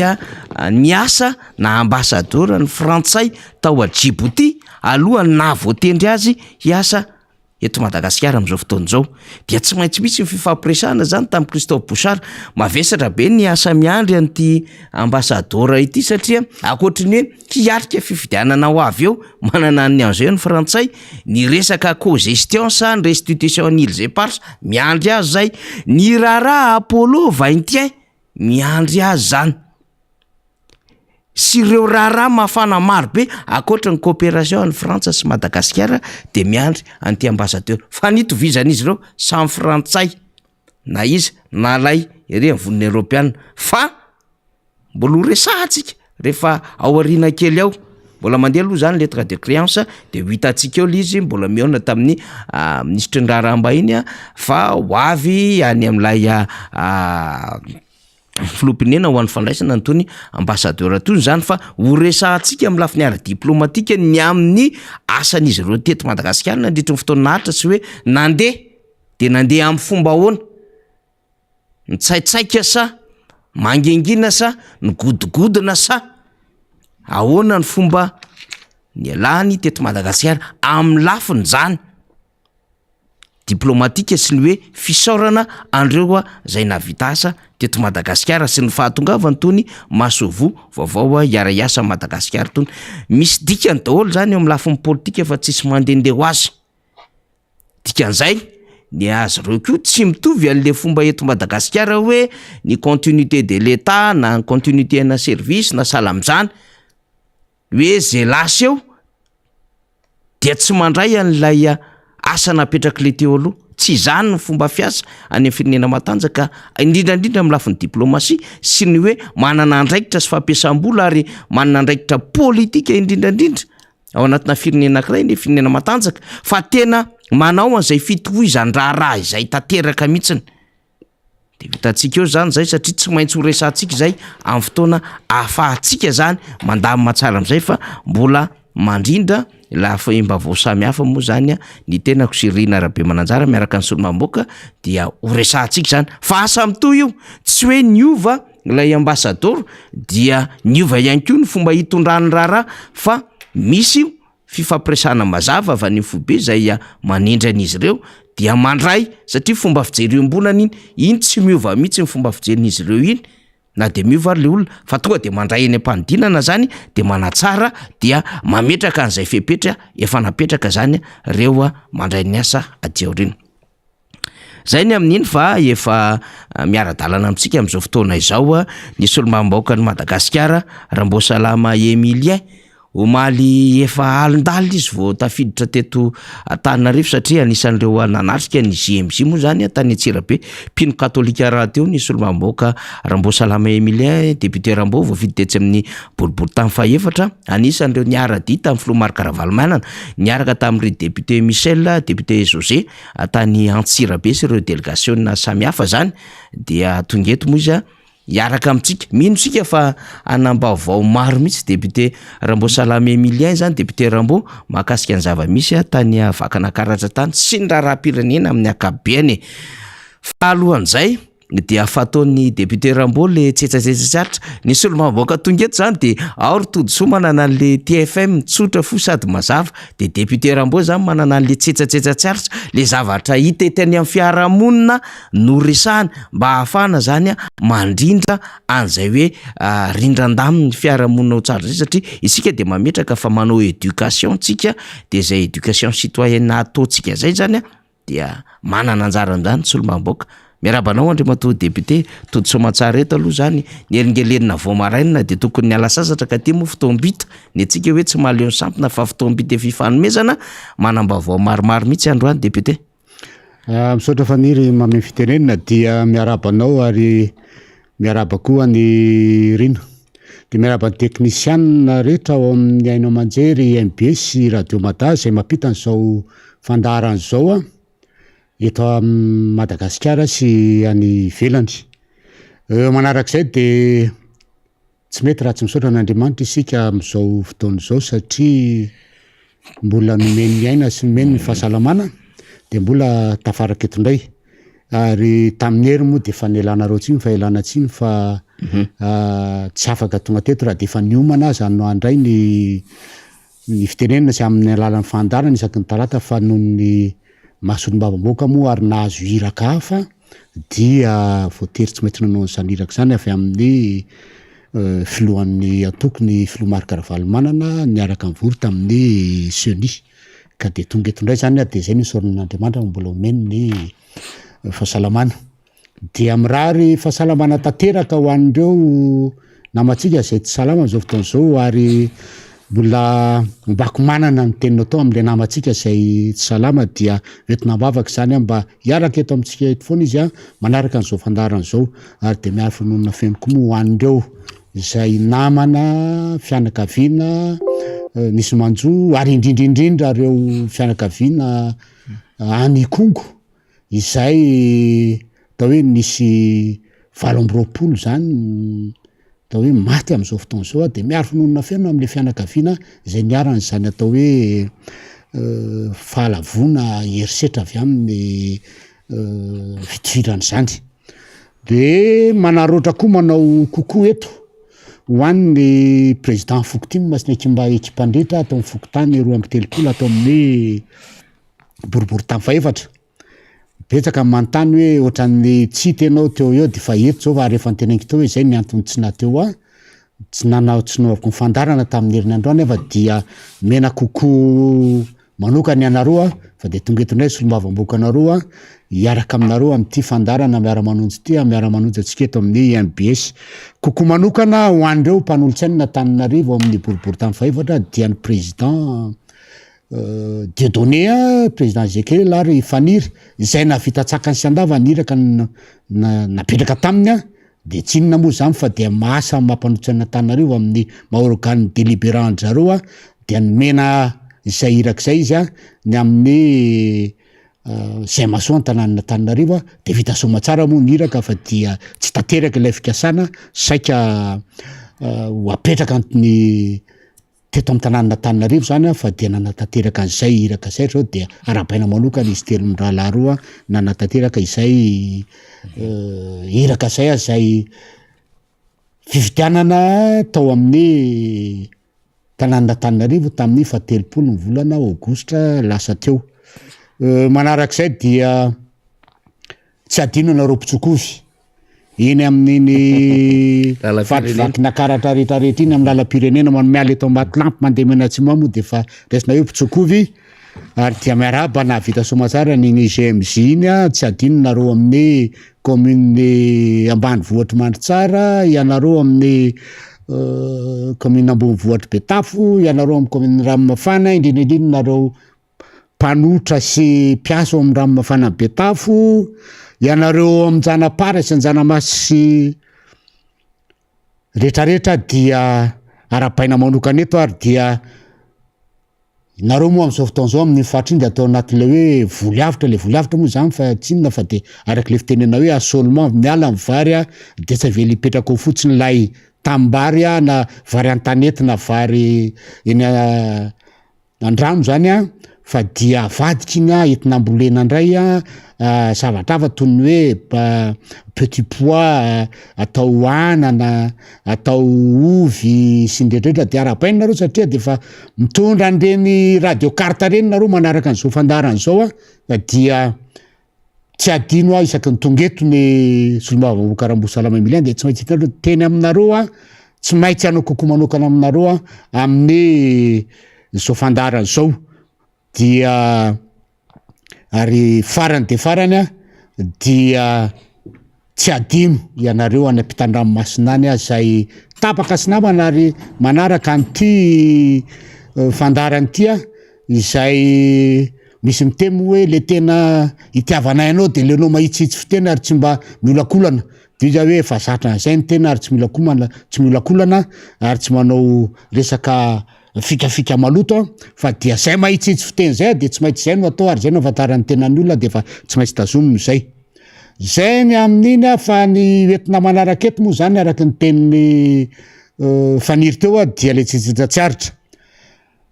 le tsetsatsaaritra zany dia resaka fitezany dia raha nandeha ny tena teo amin'ny andehaka ty zany moa de mandalo amin'ny Saint Michel iny dia gagagaga ihany mahita an'lay tsy fanarahan-dalàna zany ataon'lay reo mpitondra moto ary le mpitondra moto dia ohatran'ny hoe ambonin'ny lalàna am'lay eny amin'ny fifamovozana anga fa raha lalandroa iny amin'ny manoloanany amin'ny Saint-Michel iny de ataon'ny moto lalan'efatra zany mena varatra raha ho any amin'ny tunnel anika ilay lalandroa avy any avaratra ena tsy mahazo aty amin'ny cercle franco malgasy dia lasa miafiafy ny mpitondra automobile ary ny loza dia tsy miraraha zany ny mpitondra moto fa dia maka ny toeran'iny any de lasa mpitondra automobile no miafiafy ary lasa manao lalatokana ka eto zany de mba tenenina hoe tsy ampitondra moto reny lany fa tsika rehetrarehetra de tokony ampiasa no dafolo na mpitondra moto na mpitondra fiara na mpitondra bisikleta fa dia anjaratsika no manaja an'izay satria tsika rehetrarehetra dia samy manaja ny lalàna amin'ny fifamovozana dafolo samy nampianarina zany dafolo na ny mpitondra moto na ny mpitondra bisikleta azy izay misy manana an'ireny atao hoe fahazon-dalàna mpitondra fiara reny kanefa tsy manana fa mpitondra bisikleta de tokony hanaja an'izany satria ny loza tsy miteny hoe ho avy ny loza fa rehefa tonga de samy tompona ndraikitra ndrendretra ary tadio fa araky ny fitenenina hoe ny mpitondra moto zany dia sy mpitondra bisikleta de ao anatin'lay atao hoe carrosserie tenany mitondra automobile azy ianao rehefa azo ny loza dia maratra ihany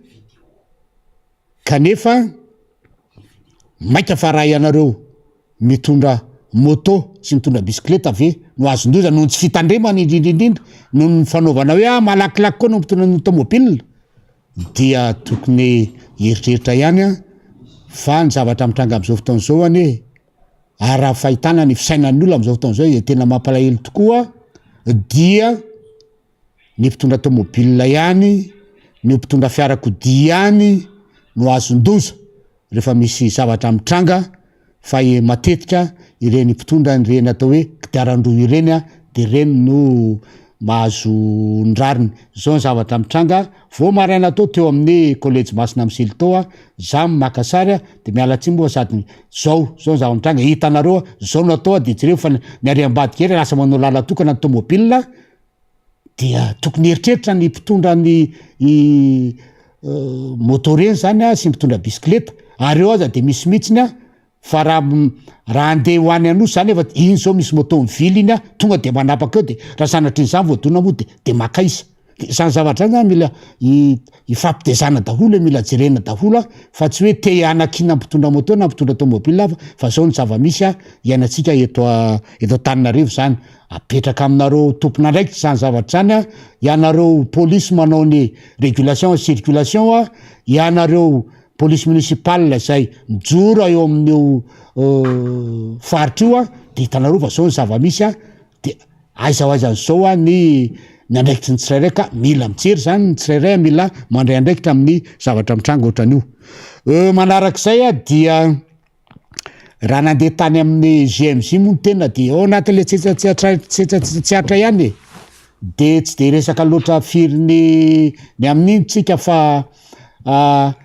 misy zany fotoana tamin'ny fivorina teny amin'ny CCI Vato volana maromaro talohan'ny TGMJ ty tamin'ny volana Mai de efa niteny ny Rosolomavamboaka tao Antsirabe zany niteny hoe tokony amboarina Andriamatoa prime ministre ny lalana ao tapitananan Antsirabe sy ny lalana makany Antsirabe fa de tena miratsy tokoa efa ho avy ny GMJ ka tokony mba amboarina zany fa tsy mendrika ny andraisana zany GMJ zany raha ny lalana amin'iny lalam-pirenena fahafito mahazo ana Antsirabe iny sy ny tapitanana tam'izay moa ny prime ministre de lokaloka hoe efa ao anatin'ny zavatra atao mihitsiny zany ary tsy maintsy ho atao de mbola napiny ny filoham-pirenena taty aorina Andry Rajoelina fa hoe zay zavatra ataoko de tsy maintsy vitako de rehefa nandeha taminy ny tena de jerena ny lalana fa de vovoka zao no izy de nkofina fotsiny dia vovoka dia manao trépidation ary eny an-dalana de maromaro ny tomobile mihitsana ny silain bloc mihitsana ny pivot nrehetrehtra maninona no lay lalana zay nampanantenana voamboarina nefa tsy vita ny tara ao atapy-tanàna moa zany de zara fa vita raha ny ateviny fa de tena hoe ity fitondrany tia de lany resaka fotsiny fa tsy arakaraky ny vavatsy nampanantenany vahoaka zavatra mitranga fa zavatra ohatran'izao eo amin'ny kilometra atao amin'ny hoe raha tambatra zao ko anareo fotsiny a dia vovoka ohatran'izao a raha misy de misy raha tambatra zany a de eo amin'ny 20 kilometra zany de ohatran'izao zany ny zavatra natao a zay nampanantenana fa zay zavatra tenekina de tsy maintsy vita ary tsy maintsy atao tara de mbola rano mafy ko moa ny misy ny asa vavety fa de tsy maintsy vita io aizany teo a zay vita eo ny eo tapy-tanàna aizay vita eo ny lalam-pirenena fahafito aizay vita eo ary ny tena mahalasa vinany a de zao zay zavatra rehetrarehetra atao eto de projet présidentiel dafolo raha tsy teninao fa lala makany Betafy lay miditra anapahatra izay misy tetezana anankiroa efa rano be efa ataoko hoe famataonany de mijery ianao a route nationale de projet présidentiel tonga ao tapy-tanàna ny Betafy ianao a dia misy gymnase pour 1000 personnes ao de projet présidentiel tonga ery raha mafana ianao a misy hôpital de projet présidentiel de manontany tena ianao zany hoe fa inona ihany zany nataon'reto ministra reto e fa de tena projet présidentiel atao le zavatra rehetra atao de inona fotsiny dika le ministra zany de tena malasa vinany lasa vinany anao zany hoe zany ny zava-misy zany am'tyretsiaritra ty ary mahalasa saina ihany zany zavatra zany any amin'ny fiainam-pirenena ry fanira raha zay asa tokony ataon'ny ministra de fa ho atao inga filoham-pirenena dola zay midika fa propagande foana ny fiainan'ity filohan'ny république ty a nanomboka hatramin'ny andraisany fahefana ka hatramin'izao de mbola propagande eny fa dia la le PEM navadika EM navadika PEM aza dia lasa propagande ndray am'izao fotoan'izao satria am'ty volana oktobra ty ony a vao aseho officialisena misy eo eto amin'ny malagasy hoe izao ny PEM nefa eritaona alohan'ny ataperan'ny mandat zay zany voapetraky ilay atao hoe projet de société nanaovan'ny propagande tamin'ny mafiloazy am'izao fotoan'izao ka iny zany le tsaritra kely tena lehibe fa tsy kely fanira ary tsara ho fantatry ny vahoaka hoe fanampiana inona moa ny idiran'izany hoe projet ny PEM se mizany am'le tsara de zany hoe tenenina de melo ihany satria heritaona alohan'ny fifidianana zao de tsy sodoka ny zava-misy isika tsy sodokan'ny aitratra gauche à droite indreindretra tsy sodokan'ny oeraoera tsy sodokan'ny bling fa tena tsara ho fantatry zany zavatra zany a hoe zany ny zava-misy ataon'ny ainatsika zany a zany ny zavatra ataony ty mpitondra fanjakana ty a de anjarantsika mieritreritra ary tady io tsara fa tsy zarery no amasolom-bavam-bokana ny hoe miteny ny zava-misy ohatran'izany de hoe mieritreritra nareo hoe zany anovany fiainana anatsara ny fiainana non isika rehetrarehetra zay mahenao an'izao ny eto amboribory tamin'ny faefatra na era Madagasikara ka manaraka an'ity miara-manontsy ty ka mahita hoe marina ranga zany e ary tena zany ny tokony fiainana dia anjarantsika mieritreritra ny ho avin'ny Madagasikara misaotra am'izay tsezaseza tsiaritra midika fanabeazan'izay ho an'ny solomam-boaka ny Madagasikara mbo salama Emilien fa sahirana sako-diavatra be mihitsy ny vavy eto député Rambosalama Emilien satria misy vaovao miely maro dia maro amin'ny tambajotra sosialy ao am'izao fotoan'izao miezaka ny mikaroka vaovao moa zany avy amin'ny fiangonana katolika mihitsy isika io de mampiasa an'ireo namana samihafa zany satria fantatra zany raha vaovao miely ao tsy fantatra zay fahamarinany ny amin'ny hoe nodimandro maraina io ny monseigneur Philippe Ranaivomanana evekana Antsirabe zay vao avy nikarakara ny JMJ tany Antsirabe farany teo zany vaovao moa zany zay melobe ilay vaovao zay resantsika izay de miezaka mbola mikaroka zany tsika hoe avy any amin'ny vaovao ofisialy ny fiangonana moa zany de rehefa mitotony zay de ao zaraintsika zany satria sahiran-tsaina ihany tsika manoloana le vaovao de zaraintsika le izy ny amin'ny zava-misy amin'izay resahana izay zany ny amin'iny député Rambosalamo satria mivezivezy ihany moa tsika zany mikaroka an'izay vaovao zay fa efa nambarako teo fa iray amin'ireo zanaka aionivon'ny fiangonana katolika ianao Pino dia mahafantatra tsara ny tolona zany ny ainana ny lafim-ponoana ny fomba mampanao anatin'izany fiangonana izany ary anisany tsy mba tapaka ianao rehefa misy ny hetsika lehibe ao anatin'ny fiangonana katolika ka anisan'izany itony JMJ itony niaraka tamin'ny filoha Marc Ravalomanina tany Antsirabe ny solombamboaka Rambosalama Emilien ary tao ihany koa ny solombamboaka Michel solombamboaka José zay nanao zay hoe fanasana nataony fiangonana ho an'ny filoham-pirenena teo aloha mivady izay tsy misaraka mihitsy rehefa ao anatina trango ohatran'izao ka azo mpanasana zany dia lay toetra sy lay hoe fanahy zay ao anatiny izy mivady amin'ilay fitiavana zay hoe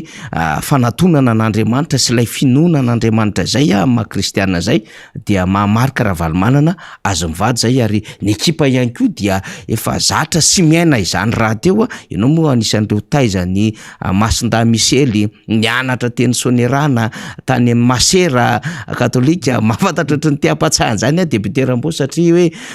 ny lalana ny diavinao rehetrarehetra na teo anivo miparary ianao de misy mpiaza mipara zany teo amin'ny tantarany tafika maneran-tany de ataoko tsetsatsiaritra kely vita somatsara ny JMJ vavaka ny nale tany fa eto angambany tsy misy tsara ohatran'le hoe nanatitra maso ihany koa akoatra ny tady-bavao zay efa nataonay teto député Rambosalama Emilien nandefa sary zay dia ny resaka zay ny amin'ny zavatra zay anisy tany toerana arak'izay nahazoana ny vaovao samihafa ho an'ny mpanao gazety ho antsika ihany koa teto amin'ny fandarina fa ianao tany toerana amin'izay zany ny verina fa tsara toerana ary miandry izay ny mpanaraka atsika manerina izao tontolo zao ny amin'ny hoe inona marina ny zava-misy ny atrehana ny JMJ sy ny fiarahana tamin'ny filoha Marc Ravalomanina sy ny délégation na député Rambo.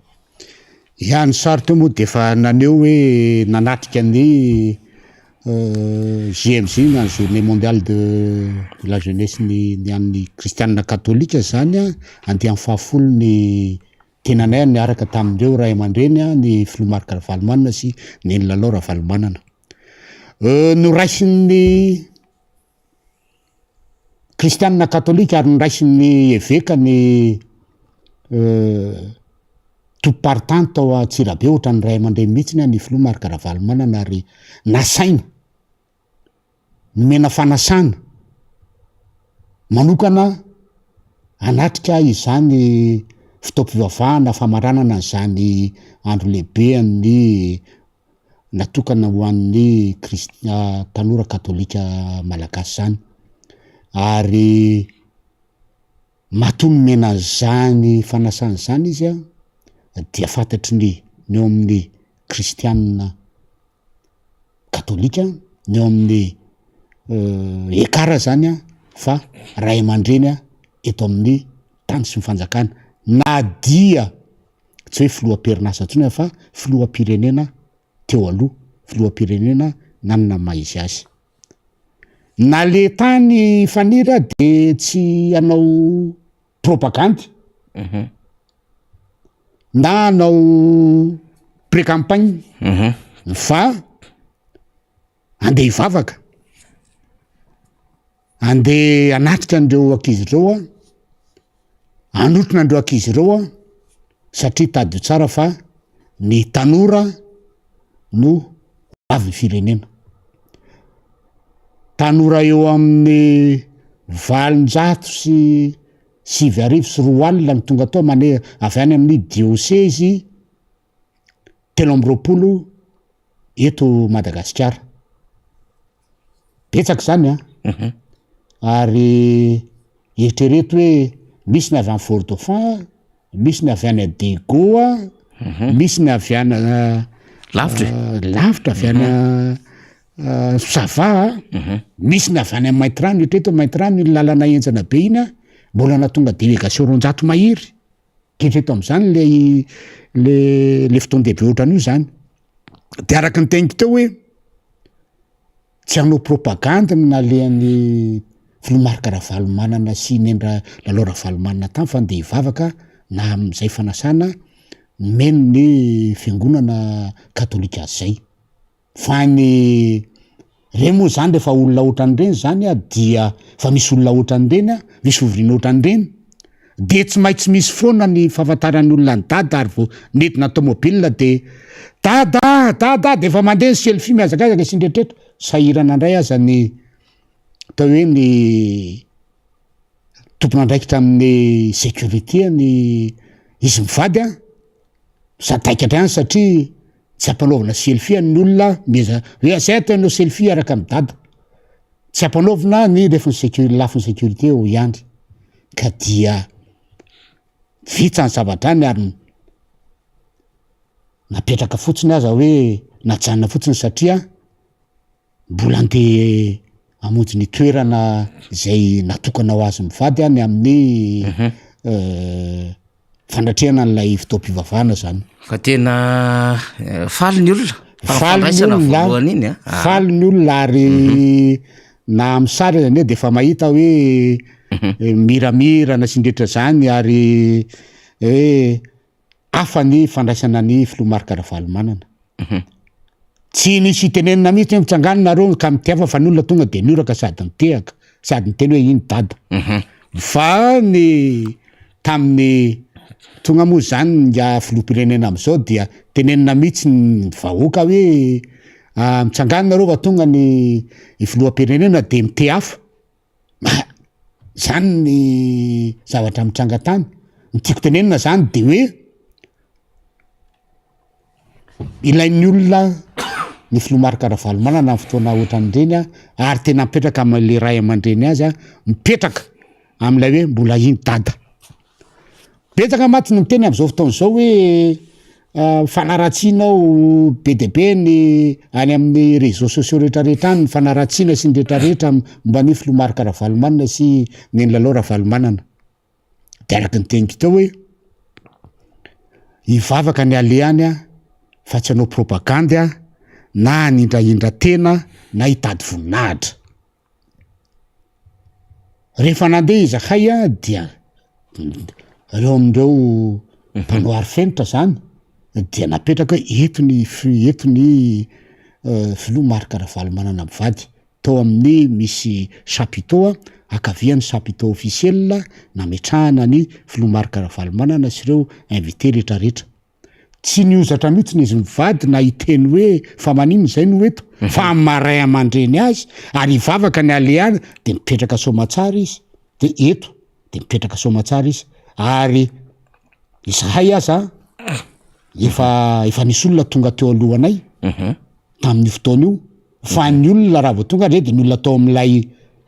chapiteau mipetrahany tokony isan'ny Filomarika Ravalomanana de nitsangana ny arahaba. Izany hoe le olona tonga tao zany de manaja any Filomarika Ravalomanana mivady sy ny Lalao Ravalomanana hoe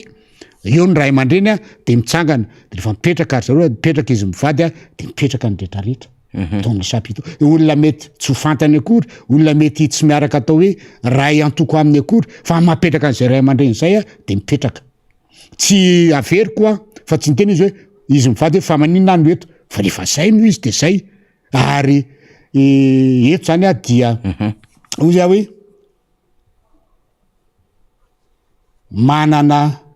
olokendra isika ato amin'ny atokotiko Madagasikara, manana ray aman-dreny manana izy mivady satria tsy nandritra n'ilay fotoam-pivavahana zay natao tsy hita teny amin'izy mivady mihitsy misoratra teny amin'ny tarehy. Raha ohatra hoe mitady voninahitra sy ndretra izy any atao hoe sorisory nandritra ilay fivavahana, sorisory nandritra ilay fotoana fa de tena mivavaka ohatran'ny olona rira eny fa na dia hoe izy mivady aza ao anaty fotoana fizika fa de manontany izy hoe inona ndray zao no atao inona zao manaja an'izany izy fa ny eto zany no ametrahako kely hoe apetraka amin'ny rehetrarehetra zany hoe fananinona no mbola tamy 2018 raha namonjy JMJ ka ny invitena nahazo fanasana manokana filoha Marc Ravalomanina namonjy an'izany tamy 2018 efa taona lasa zay tany Ambahajanga no niaraka mipetraka tamin'ny Prime Ministre Solonandrasana Olivier tam'izany fotoana zany eo zany no mipetraka amin'ny fanontaniana ho an'ny rehetrarehetra zay mahay an'io atao hoe ty sarty mahay ny arifenitra zao ny zavatra nitranga tamy 2018 aiza ny larana misy JMJ io JMJ aiza misy ny larana misy amin'ny filoha Marc Ravalomanana miaraka mipetraka amin'ny Prime Ministre Solonandrasana Olivier zao zany de efa midika mihitsiny hoe ny olona tam'izany mametraka ny filoha Marc Ravalomanina no ray aman-dreny izy mivady tam'tya tsy niozatra mihitsiny na ny teny hoe fa maninona zany tsy mahazo ohatran'izao ny ohatran'izao fa de mipetraka de miaraka mipetraka tamin'ny rehetrarehetra ary tany Mahajanga zany napetrany koa fa izy de tena mitovy amin'ny olorehetra ary manaja ny zavatra amin'eo izy manaja ny lalàna hoe zay ny zavatra fandaminana natao de manaja an'izany izy niara-mipetraka tamin'ny kristianina tamin'ny tanora kristianina luteranina teny amin'ny gradin izy fa tsy andeha hoe na efa noentina za hoe andeha ho any amin'ny pôdeo mipetraka de tsy nanao an'izany izy fa de aleo no miaraka mipetraka avoaka zay ny tiako marihana hoe izy mivady dia hivavaka anao aleany fa tsy anao propagandy na anao pré-campagne ohatran'ny sasany ary eto de hoe tenenina fa mba gagagaga ihany hoe ary efa fanaondrareo amin'ny ire amin'ny mpitondra am'izao fotoana zao angamba le manao akanjo hafahafa io fa de na ny eveka rehetrarehetra nitondra ny na fandaharam-potoana fandaharam-pivavahana tao aza de tsy nisy nanao an'ireny sotanina na reny obo na akanjo mitovy couleur amin'ny an'ny saina paparena mavomavo sy fotsifotsy fa fotsifotsy dafolo de misy an'le étoile reny de mena sy mainty de zay fa taty de gaga ihany ianao zany mahita ny filoham-pirenena manao pataloha fotsifotsy de akanjo mavomavo de izy io hoe tia nefa miaraka aminareo katolika manao ny akanjo saina amin'ny Vatican de farangamba zany raha zay zany no alaina tahaka dia misy anao akanjo maitso fotsy mena koa eto Madagasikara ny ampitondra efa kelikely satria ny zay no ataon'ny filoham-pirenena dia mety anaraka zay koa ry zareo ambady keo zany am'izay fotoana zay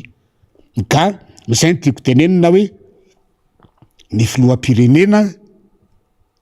dia tsy arakarak'ilay fitenenany hoe ty fihavanana sy ny rehetrarehetra tsy misy an'izany fa le filoham-pirenena am'izao fotoana zao dia ao anatin'izany atao hoe rendrarendra de ao anatin'izany hoe ty indraindraina ao anatin'izany hoe ty fisehosehoana fa zany hoe fanetretena zany de tsisy mihitsiny ary tokony ho tonga saina ireo atao hoe olo-mpanjakana nanatrika zany fotoam-pivavahany zany satria raha ny toroteny izay nataon'ny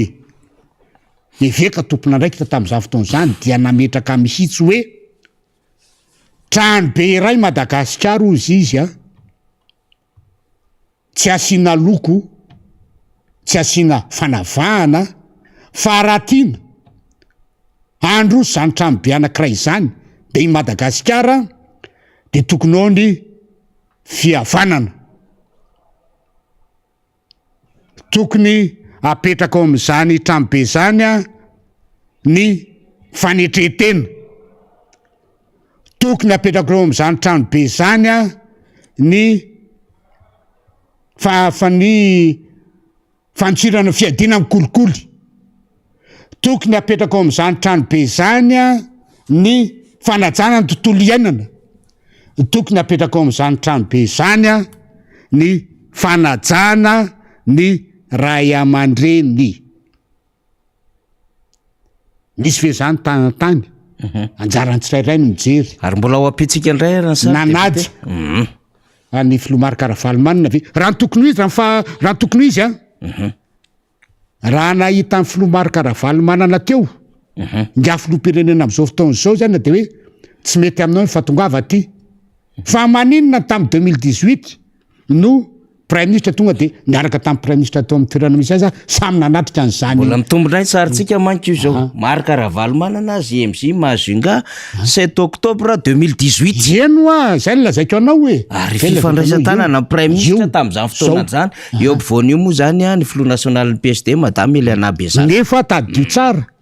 fa tadidiko mihitsy ny tamizahako tao ampilefitra voalohany ny Endravalomanana tao amin'ny tanàna Tananarivo rehefa hanao ny lancement an'io produit reo izahay dia sy ny nanatrika ny fivorina niaraka amin'ny primature de tam'izany fotoana zany i prime ministre mihitsiny no miteny hoe aza la ny andro mana ratsy ny fitondrana ianao ny fitondrana foibe ianao raha mato mera fa dia tsy andraiky trao fa jerevo ny problème Antananarivo mamely ny andro mato bentanàna izy tam'izany kanefa jerevo ny zava-misy amin'ny zavatra ohatran'ireny mifanatona miresaka mipetraka le fihavanana fa tam'ty tsy nisy mihitsiny hoe apetraka ohatran'ny hoe maray aman-dreny azy ny Filomary Karavalomanana fa dia petraka tery amin'ny toerana izy izy tro moa araky ny teny hoe ray aman-dreny tsy ady amin'ny olona dala fa olona manana zany fanetretena sy fahendrena zany ary ny teneniko hoe andeha hivavaka ny ato fa tsy hanao propaganda dia petraka somatsara teo amin'ny toerana misy azy ka eo zany no hitenenako hoe diso davolo izay atao hoe resaka rehetra any amin'ny serasera rehetrarehetra any lazaina fa hoe lasy ny Filomary Karavalomanana fa tsy navely te tsy nangataka angataka mihitsy hoe hiteny hivavaka ny nalehan-tany tsy tady voninahitra nalehan-tany iarako mibavaka amin'ireo tanora kristianina reo ny nalehan-tany ary amin'ny maray aman-dreny azy de tonga manotrina sy hitsodrano andreo ankizy reo ary raha eo indray matsy le atao hoe olona tsy de matakatra loatra n'lay atao hoe fitondran-tena sy hoe fihetsiky ny Filomary Karavalomanana raha ny teny indray Filomary Karavalomanana tany amin'ny ny ankizy tany tanora kristianina protestanta tany Tomasina de aleo azava resaka fa amin'ny fahaizany ny amin'ny resaka leadership izay tiana ampitana andreo ankizy reo no nandraisa ny fitenenana sady nanasana azy sady nahazo fanasana ohatra ny rehetrarehetra izy hitondra fiofanana de hitondra fiofanana de nampiofanana zany izy fa eto matsiny sasany de hoe tsy nahazo fitenenana de nitsoka nga izao nitsoka taria tany Mahajanga teo anay izy fa de nitoanana fotiny ary ny selfie tany tato amin'ny GMJ koa teo anay izy ka eto zany dia ary tsy metsiny fa le tapany any no mikobana mahita an'ireny hoe tsy nahazo fitenena de mitsoka tsy nangataka hiteny izy ary tsy nieritreritra mihitsy indreo hoe andeha andray an'izany fitenenana zany na hoe niantso olona reo fa maninona zatsy tsy mieritreritra hivavaka nalenka eto zany tiana apetraka zay zavatra zay apetraka zay zavatra zay fa tsy marina dolo ny fitendretrarehetra any fa dia ny olona aloha de zay nahita na avy amin'ny fatray na avy amin'ny fatray de dada tsy misafatsy dada ary zay dada zay vonjeo zay dada ary hitana izy fa tena zahako tsy misy olona miteny any ary teo akaiky teo de niteny hoe tena raha jerena ny atao hoe ny standing de vie an'ny ankizy zay avy amin'ny fidiram-bola indray aman-dreny nanatsika an'izany GMJ 2018 zany par rapport tam'ty fa tena antotongana ary tsy mamendratra le ankizy mihitsiny mangataka taminay zany hoe tena mba meo vola atao sakafo sy ndehitrehitra de aty amin'ny tena moa de mena zany menatra ny akireny ankizy reny fa tena mijery an'le ankizy tena tiany le fivavahana tiany lay fikambanana amin'ny tanora katolika azy fa eo koa zany le hoe le fiainana tena hita mitotongany memafy memafy le fiainana memafy le fiainana satria tsy mbola nisy ohatran'izao tao anatin'ny raha tsy tam'ity tao anatin'ny empolo taona 12 taona na leo tena Madagasikara tsy nisy fahitako azy zany satria JMC anakiroa no natrehako de tena hita fa tena memitotongana ny farim-piainan'ilay akizy mandeha manatrika an'ilay JMC ary na ny isa aza dia memitotongana memena ihany koa satria raha tany Masanga dia mihoatra no zao ny tonga tany kanefa tia de zao fotsiny tonga izay zany amin'iny resaka JMC iny ary tiana manazava eto zany fa raha anao propagande ny filomarika Ravalomanana dia hafa ny akanjo nanaovany raha anao propagande filomarika Ravalomanana tsy am'ireny mety fa mahita fotoana izy irahana am'ireny ankizy reny fa ivavaka ny nalehan'ny tany anotrona andreo ankizy reo ny nalehan'ny tany io mibavaka iaraka amindreo ankizy reo satria rehefa irahana ohatran'io mivavaka dia mahavita betsaka fa tsy hitady voninahitra ohatran'ny sasany ka na ny akanjo azy atao mitovy loko amin'ny akanjo Vatican na ny loko orange aza dia hita ny rehetrarehetra teny dia ohatran'ny hoe nylay filoham-pirenena am'izao fotoana zany ny fitondrany ty am'izao fotoana zao zany dia propagande foana ny mandaa am'izao ary dia raha ho aseho indray zany io resaka na PEM zay nirahana tamin'ny PNUD io nanao azy de fa minona moa zany fa de fa indray zany natao propagande ny amin'ny 2023 zay zany raha tiana ho tenenina momba niny JMJ iny ary tiana ho mariana eto zany fa de tena mbola tadiavin'olona filomarika Ravalomanana dommage moa za tsy nahazo sary satria za tsy misy chauffeur fa de sady manaraka ny filomarika Ravalomanana no tsy maintsy mijery koa ny sécurité any de tsy afaka nakasarina tamin'ny orakoraky ny olona sy ny hoe nasika député raha ohatra ka hoe afaka alefa ve faly le sary zay nalefantsika omaly zany fa araka ny fangatahany député Rambo zany ny selfie de nasika fa mialohany zay ngamba nikaroan'ny faly azy aleo vakitsika zany ty fanambarana avy amin'ny pejiny diocèse asa fa Morondava ngamba izy ty miresaka an'izay fahafatesany radio fanasina diocèse Morondava lasa n'Andriamanitra Monseigneur Philippe Ranaivomanana eveka ny diocèse Antsirabe mandre am-piadanana Monseigneur Philippe mivavaka ho fialan-tsasatra ny fanahiny isika no sady mivavaka ho an'ny diocèse Antsirabe no mangataka famindrapon'Andriamanitra zay zany le vaovao ary fasaika ofisialy izy io député Rambo tsara ihany nitondrantsika an'izay fiaraha-miro zay de miraha finoana feno ho an'ny kristianina katolika ao amin'ny diocèse ny Antsirabe moa zany ary ho an'ny kristianina katolika rehetra manerana Madagasikara indrindra ho an'ireo fianakaviana akaiky ny Monseigneur Philippe Ranaivomanana io moa zany tsy hitany anafenina zany fefa nodimandry izy fa dia tamin'ny marina tokoa fa tamin'ny fidirana atao amin'ny anao an'izany lamesa zany de izy moa natao hoe eveka tompoparitany dia efa nandeha mitokana mihitsy izy ary nitantanana izy miakatra teo amin'ny podium misy ny hôtely zany nandeha mitokana mihitsy fa tsy niaraka tamin'ny eveka namandrehetra nanao ny procession zany ary efa tonga tao ary izy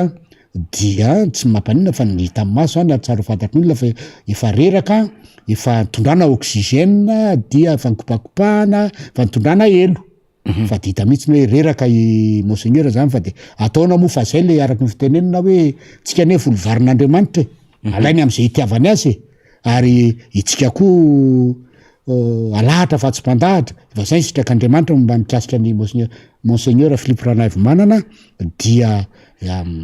mirary finoana feno ary mivavaka ho azy mba eo akavanan'Andriamanitra izy eo akaiky ny tompo izy am'izao andro atao hoe etsonazy hiala am'ty fiainan'ity zao dia mbola mamerina indray finoanana feno ho an'ny ny kristianina katolika rehetra ao amin'ny diocèse Antsirabe zany moa eo amin'ny nareo amin'ny faritry vakinakaratra moa zany dia ho an'ny kristianina katolika rehetra koa manerana Madagasikara. Ya eny ary raha ohatra vonina faly ilay video anatina segondra vitsy ivadiantsika amin'ny tsy fandriampahalemana ny Kongo Morondava Ambilobe enjana de enjana amin'izao fotoana izao député Rambo dia andeha amin'ity transition na video kely ity zany tsika satria eno moa tany toerana zany nahita ny zava-misy ndao ary.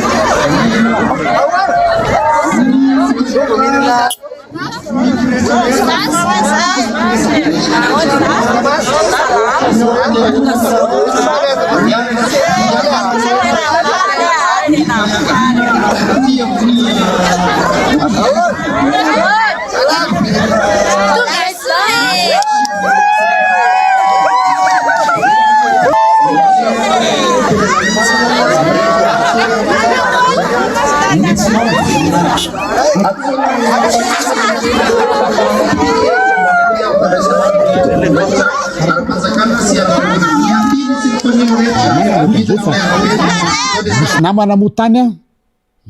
nandeha tany mijery tamy fa raha fahafantarana azy tsy nisy ohatran'izao mihitsy nataony ny nga filomamboaka am'izao fa tonga dia namontsy tery amin'ny toerana misy azy ary nampimiaza de zao rehefa nikabary dia voateny tao dafolo olona rehetrarehetra nanampy ny tam'ty fanatanterahana an'ity tadio anefa fa ny filomarika Ravalo manana mivady dia nanatitra rano tamin'ny reo sita rehetrarehetra nisan'ireo pèlerin reo zany mpizaika reo zany ary tamin'ny alalan'ny solomavamboaka namantsika natoerana dia ny solomavamboaka n'Antsirabe faharosy Antsirabe voalohany nanao an'izany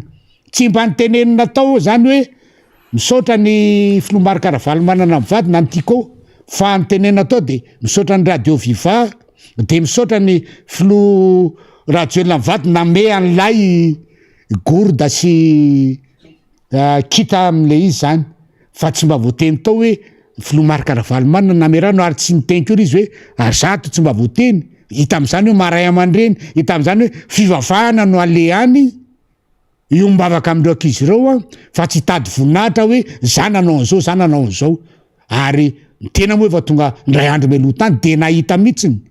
ny fanomezana rano naterindreo solomavamoaka roa avy amin'ny filomarika Ravalo manana teny am'ireny sita misy an'ireny mpizaika reny zany zay no tenenako hoe reny ny zava-misy ary hita misoratra fony hoe iza ny tena ray aman-dreny amin'ity fireneny ity. Eny ary ivadika amin'ny tsy fandriampahalemana ny amin'ny faritra Tsimonosy intsika rehefa hoe Tsimonosy zany de ao anatin'izay lalam-pirenena fahafito makany mbola isy taloha avy any Manakara rehefa aveo sady filohan'ny nasionaly ny jeune kitana antoko kitana manena Madagasikara ho avy eo mareo manjaka vahoaka mampiomana antsika zany ko any amin'ny faritra Tsimotsinanana iny fa isy solotena antsika ary ny mpiatroka ny antoko kitana manena Madagasikara zany izy vahiny ho avy eo araka amintsika fa ny fomba fijerinao député Rambo tsy tafarakitsika tao aoriana reny tranga misy reny Ikongo tsy fandriampahalemana ny Morondava Ambilobe naiza ra Madagasikara am'izao fotoana zao ary indrindra ny manjosy mahazo an'ireo zazavarira tena mbola tsy fahita tao anatin'ny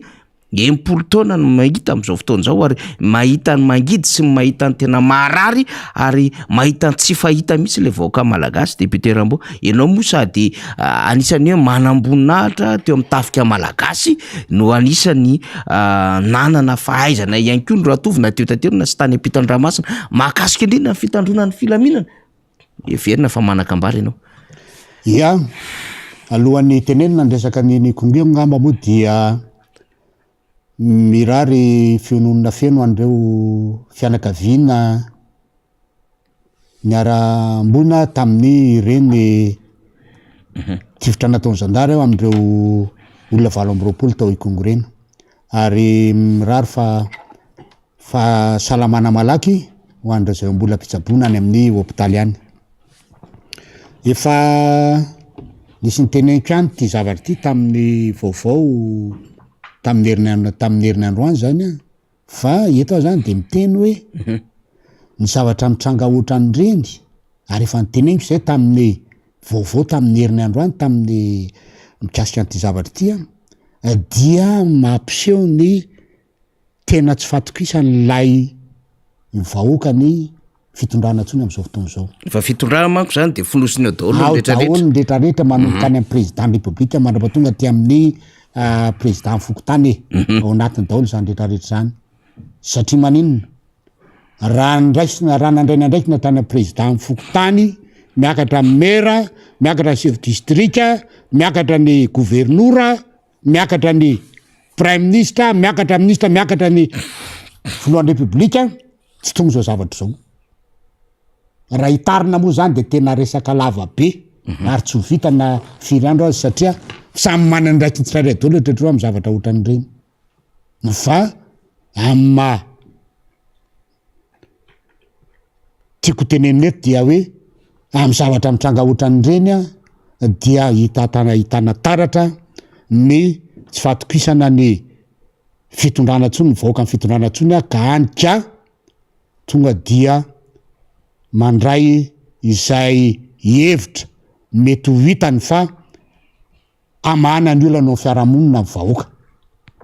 tsy hiverenana ntsony ny zavatra nitranga teo satria avy am'ilay zaza varira zay nisy nangalatra nisy nanao kidnapping ary nandeha hatram'ilay famonona n'lay mitetetehana n'lay renylay zaza varira zay tao an-trano tamin'ny fotoana nangalarana n'lay zaza varira zany zavatra zany a betranareo mitoeran'ny olona zany ny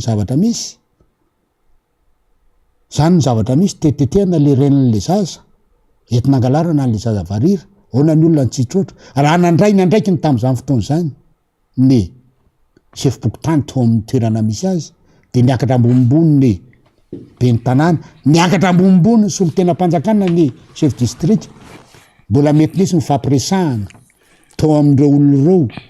sy teo am'ilay efadaza na isina ho naka le zaza varina zay nafeno natao amin'ny gendarmerie raha nandraina ndraiky ny zany rehetrarehetra zany a tsy ho tonga am'izao loza tsy roa am'tany zay nafatesan'olona valo am'roapolo zao maninona ny olona mandeha mindrohatra mandeha makany de satria nyteneniko teo hoe tsy matoky itsony ilay autorité ary lay autorité de l'état zany tam'izany fotoana zany de tena tsy isy tsony ary profony zao zavatra mitranga zao zavatra mitranga zany amin'ny ohatran'ireny raha miresaka fitandrovana ny fandriampahalemana fanaovana ny maintien de l'ordre dia tokony hipetraka aloha zany ny hoe fampiresahana de melolo araky ny teneniko teo avy amin'ny mpitandro filaminana sy ilay sy ny chef district satria chef district so tena mpanjakany amindreo olona reo hoe fa ahoana nareo reto tsy nisy zany zavatra natao faharoa rehefa misy an'ireny zavatra ireny dia tokony nanao sommation raha ohatra ka hita fefa tamidondoza ilay toby ka tsy maintsy ampiasana hery ka tsy maintsy ampiasana hery amin'ny farany de tsy maintsy misy ny sommation zany a intelo metony zany ary manao an'izany a ny chef district miaraka amin'ny mpitandro filaminana teo ve chef district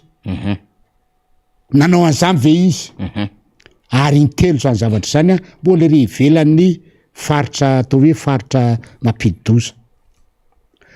raha misy zany zavatra zany a hoe tena tsy misy tsony ny fampiresana nisy sommation mbola tsy mantateraky rehetra mbola jerena indray hoe ahoana ny règle de comportement misy an'izany daholo io hoe règle de comportement anakiroa règle de comportement n'lay mpitandro filaminana miaraka amin'ny chef district sy ny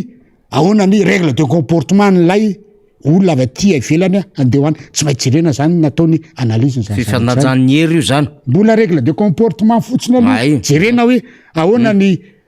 fihetsiky ny atsy raha andeha aty comportement ny ato ampitandro filaminana hoe raha zao zavatra mitranga hoe tokony fantany zany hoe raha sanatry izany zao a zao natao zay le règle de comportement vita le règle de comportement raha hita fa tena tsy maintsy izy mifandrana de mbola mandeha aloha zany ny hoe tsy mbola mieritreritra ny amono an'le olona fa mety misy ny fitaovanao a dia natao ny balaka otso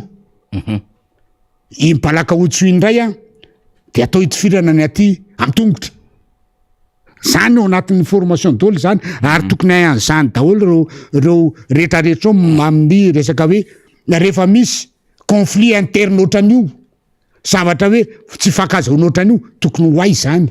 ary ao anatin'ny resaka hoe droit de la guerre zany ianarana zany ianarana ao anatin'ny droit international humanitaire zany ao anatin'ny hoe conflit interne ianarana zany tokony ho ay zany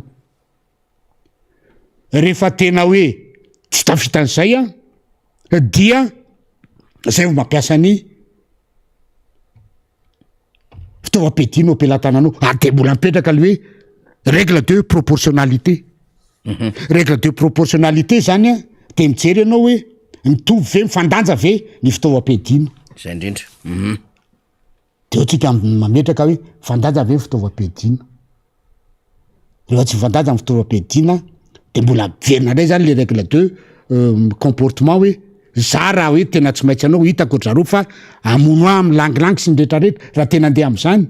petraka tonga de miantso ny conscience le aty amin'ny ny aty amin'ny mpitandro filaminana zany hoe ary mianarana zany hoe aiza no hitifirako azy fa tsy tonga de raha falevanao aty amin'ny mahafaty azy le olona ao anatin'ny règle de comportement daholo zany hoe évitena autant que possible zany a mamono an'le olona fa mandratra azy atao a rehefa tena tonga am'izany fotoana zany mifaly problème mateto araky ny teneniko tao a dia ilay tsy fandraisan'ny tompona ndraikitra isa tokony ny fanaovana ny asany ara-dalàna amin'ny fisoan-javatra ohatran'ireny fa ny zavatra nataony dia namonjy ny ainy sy nyrehetrrehetra de navelandrery tao ny mpitandro filaminana zany hoe raha tena meken'ny manana maiza zany ny solotena mpanjakana manana le atao hoe autorité dia tsy nitranga ny zavatra fa tsy nisy an'izany ary tadio tsara fa zay fanira no antony nanaovana ny tsy maintsy andehanany rao administrateur civil mpianatry ny enam manao formation amin'ny académie miaramila Antsirabe ananana an'izay zany hoe ianao en tant que solotena mpanjakana ianao ny lehibe an'ny OMC any amin'ny faritra misy anao de tsy maintsy mahafantatra hoe ahoana ny comportement miaramila rehefa amin'ny fotoana ohatran'ireny tadio fa le formation Antsirabe zany mbola formation de base tsy misy fanavahana hoe gendarme na inona miaramila ao fa formation ianao de zay fihetsika rehetrrehetra tokony ataony mpitandro filaminana fa rehefa mivoaka avy eo izy avy mifidy hoe zandary na ho tafika malagasy de zay zany a mifantatra ao any de tokony efa ay zany zay zavatra zay miala avy any izy hoe zao zany a ny tokony zavatra hitranga rehefa tonga misehoana satria tadio fa de eto Madagasikara tsika ary firenena rehetra tsy maintsy misy korotana foana ao dia anjara lay solotena mpanjakana mandray an'izay ka eto a zany de efa miteny hoe diso tanteraka tonga de miteny an'izay ny solotena mpanjakana tao fa tsy nandeany andraikiny na mahaniolana de melo tadio fa zany zavatra nitranga zany any raha tena namiasan-dola tonga de mety ho vady de melo ary au lieu de hoe nandeha nakany olona ny tena mihitsy nandeha namonjy fa tsy miamikanina fotsiny hoe izy mipetra izy mieritreritra hoe zako servevina fa tsy mipetraka izy am'le hoe zany tokony hanompo vahoaka de aleoko mandeha manatona hoe inona zany loza mitranga zany mandeha makany ianao raha afaafaky koa raha hoe nandeha nakany ny solotena mpanjakana miaraka amin'ny tany filaminana nijery tany hoe inona zavatra mitranga tany fa tsy niandry aty fotsiny hoe zao marary anay samy hafa zany raha hitan'ny olona matsy anao mandeha makany de hitan'ny olona hoe tena mana fanetrehitena ary tena manao ny asany reto fa enao miandry aty amin'ny birao de jeren'olona hoe tsy mindraranay fa zay ndray rangaty fa zao mazanaiky zay mbola andeha amonjy aty samy hafa be zany zay zany ny tokony fantatr'ireo sy tena mpanjakana mpitandro filaminana fa tsy manao sefosefo fotsiny kisefosefo fotsiny ary de zao nefa rany ka tena zavatoza ary matetika ny zavatra mitranga am'izao fotoana zao ane dia no atao hoe raha resaka insécurité am'izao fotoana zao de no ilay atao hoe tsy fipetrahan'lay tsy fandraisana ndraiky le ambara tonga rehetrarehetra misy any amin'ny toerana rehetrarehetra any fa raha tena mipetraka tsara zany zavatra zany miara-miasy roa tokony ho voafa à 75% ny olana ary amin'ny resaka tsy fandrepahalemana zany fa eto ianao isan'andro de ozy hoe tsy diso angamba ny télé na diso ny gazety fa ohatra mba tsisy loza indray androany rehefa tsy misy an'izany de lasa miteny an'izany fa eto de isan'andro de misy zavatra fanafiandalo ary io le velorano voalohan'le rangary de isan'andro zaka zay matsiaro de misy fanafiana ry misy zandarma maty zao tany Morondava tamy 2 Ambilobe zao dia misy endrikendrehana indray lay olona teo eo tanàna Ambilobe lazaina fa nangalajaza de pototena efa tsy marina akory le izy de maly zao ny GMJ Atsirabe Antananarivo convoi andeha de fa mba napetraky lay mpitandro filaminana mandeha convoi fa tsy nakompagnievana riatany zalandray to amin'ny elanelana tam'ty RNC Atsirabe Antananarivo ny convoi ndreo GMJ reo de misy entana lasa misy tôbila potika any ohatran'izany tena mampalahelo le zaza varira tiako de le zaza varira zany io zany zao io zany tena ahitana mihitsiny hoe tena mialatsiny afa tena tsy mahay niasa nyty fitondrany ty ary atao hoe manao asa resa routine fotsiny tiako tenenina de zao tsy ka voalohany io zaza varira atao Ikongo fa ataoko hoe tam'ty taona ty angamba efa nisy 21 cas tamin'ny taona laza nisy 23 zany rehetrarehetra zany ve de tsy aiza le fitondra fanjakana hoe zao ndray malaza am'izao fotoana zao fa kana zaza varira fa kana olona varira fa kana masondreo sy ny rehetrarehetra no ny finonom-pona zay lazaina hoe anaovana maso be tsy mahita na ny anaovana resaka hoe fanafody any resaka fitadiavam-bola sy ny rehetrarehetra ty ampanankarena de zany zavatra zany hoe tokony fantatry ny mpitondra n'izao fotoana zao hoe zany ary ny zava-misy ahoana ny tokony ataotsika iarovana andreo zaza varira reo fa tsy ndrara inona le izy fa vitany hoe voavojo gendarme tary de tonga otrany le zaza varina ohatran'le farany tao moa no hitako de hoe tany Ambilobe le zaza no nangalarina de hoe mbola tena ndray koa reo mpifindramondreo koa nakazy de tany Tuliara no hita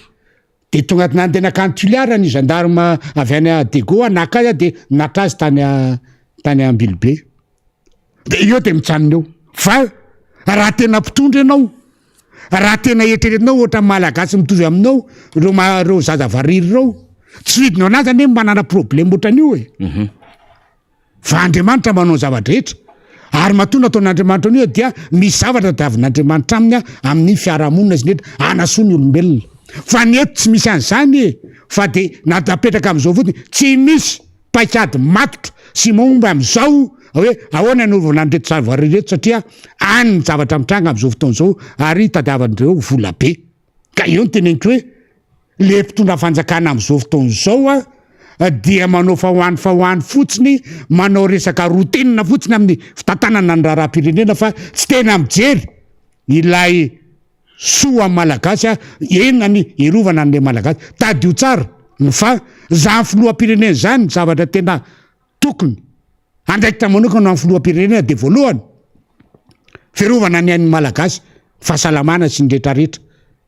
ao anatin'izany ny zaza varira ny andraikitra faharoan'ny filoham-pirenena dia fiarovana ny sistaniny ra malagasy mba tsy ho lasan'ny olona fiarovana ny intégrité fizika ny firenena zany ary ny fahatelo dia amin'ny fijerena akaiky io vola malagasy io tsy tonga noatran'io zany tena andraikitra direkta ny filoham-pirenena zany marina fa tsy ho vitany hoarany zany fa atao enina fotsiny nga prime ministre sy ministre rehetrarehetra roa momba an'izany ka eo zany lazaiko hoe ny zaza varira raha am'izao fotoana zao dia ho fatifaty foana ohatran'ny valala nosamboromboka satria tsy misy paikady matotra sy mitombona ary afahana miaro andro zaza variro tadio fa marobe izy eto Madagasikara. Ary ny mampalelo dia ohatra ny natao verivery am'izany fotsiny a veriverezina fotsiny ny fianakavian'ireo am'izany zavatra zany vo misy very aria dia tonga ahita de aveo de eo de mijanoneo fa tsy mbola nisy na amin'ny androm-panjakana inona na amin'ny androm-panjakana inona na aviaizany tsoka hoe zao a no paikady hoe tsika iarovana andreto zaza varira reto. Mampalahelo mampalahelo satria malagasy mitovy aminao reo ary na am'izao fotoana zao reo zany dia na olona manana maha izy azy dia lasa traumatisé izy ny fitenenana. Mpampianatra tao amin'ny Saint-Michel tao faniry ary mahibe zay rahalay somay zay varira io ranga io fa ingénieur électromécanicien zany olona zany, mpampianatra mathématika sy mpampianatra dessin mécanika dessin industriel tao amin'ny Saint-Michel. Edrito am'izany hoe olona manam-paitana ny variry fa misy any zavatra am'tany zao tsy rarahina ary tena tsy rarahiny le fanjakana no le tsy misy paikady matotra sy mombo fiarovana andreo de lasa traumatisé de na hianatra azy reo de fa tsy any am'izay fianarana tokony alehany no andehanany sainy fa hoe misy akavy akakeriny ve za eto isy amona ave sa karakory zany zavatra tokony eritreretina ary eto de miaty ny fitoram-panjakana hoe anody anareo nataon'ireo miamahazo an'ireo zaza varira reo olona varira reo amin'ireo sy rarahinareo azy zao ary tadio fa olona mitovy aminareo reo ary eto de apetraka hoe nanao olona mitovy aminy Andriamanitra ny dikan'izany raha tsy rarahinareo reo de eto amiazy toy hoe matahorina roa an'Andriamanitra raha ohatra ka tsy raisinareo ohatra ny olona mitovy aminareo de mba matahorina roa an'Andriamanitra nareo mpitona am'izao fotoana zao fa tsy rariny tsony ny ataonareo tsy fiarovana andreo zaza varina sy ny fianakavian'ireo. Zay ngamba no marantsika raha député fa de betsaka zay zavatra nyresahany zay somary mifantoka tany Antsirabe moa zany tsika ny zava-misy farany teo nanao todika kely ny tany Mahajangany amin'ny fandraisana ray aman-dreny tahaka an'ireny eo anatrehan'ny arofenitra sy le hoe feham-pihavanana malagasy ary zany feham-pihavanana malagasy zany ke ny seza mandalo fa ohatran'izao zao zavatra mahafinaritra fa mba ho hain'le mpitondra ve mametraka mahazava-dehibe ny ray aman-dreny ohatran'izao nataon'ny filoha teo aloha tamin'ny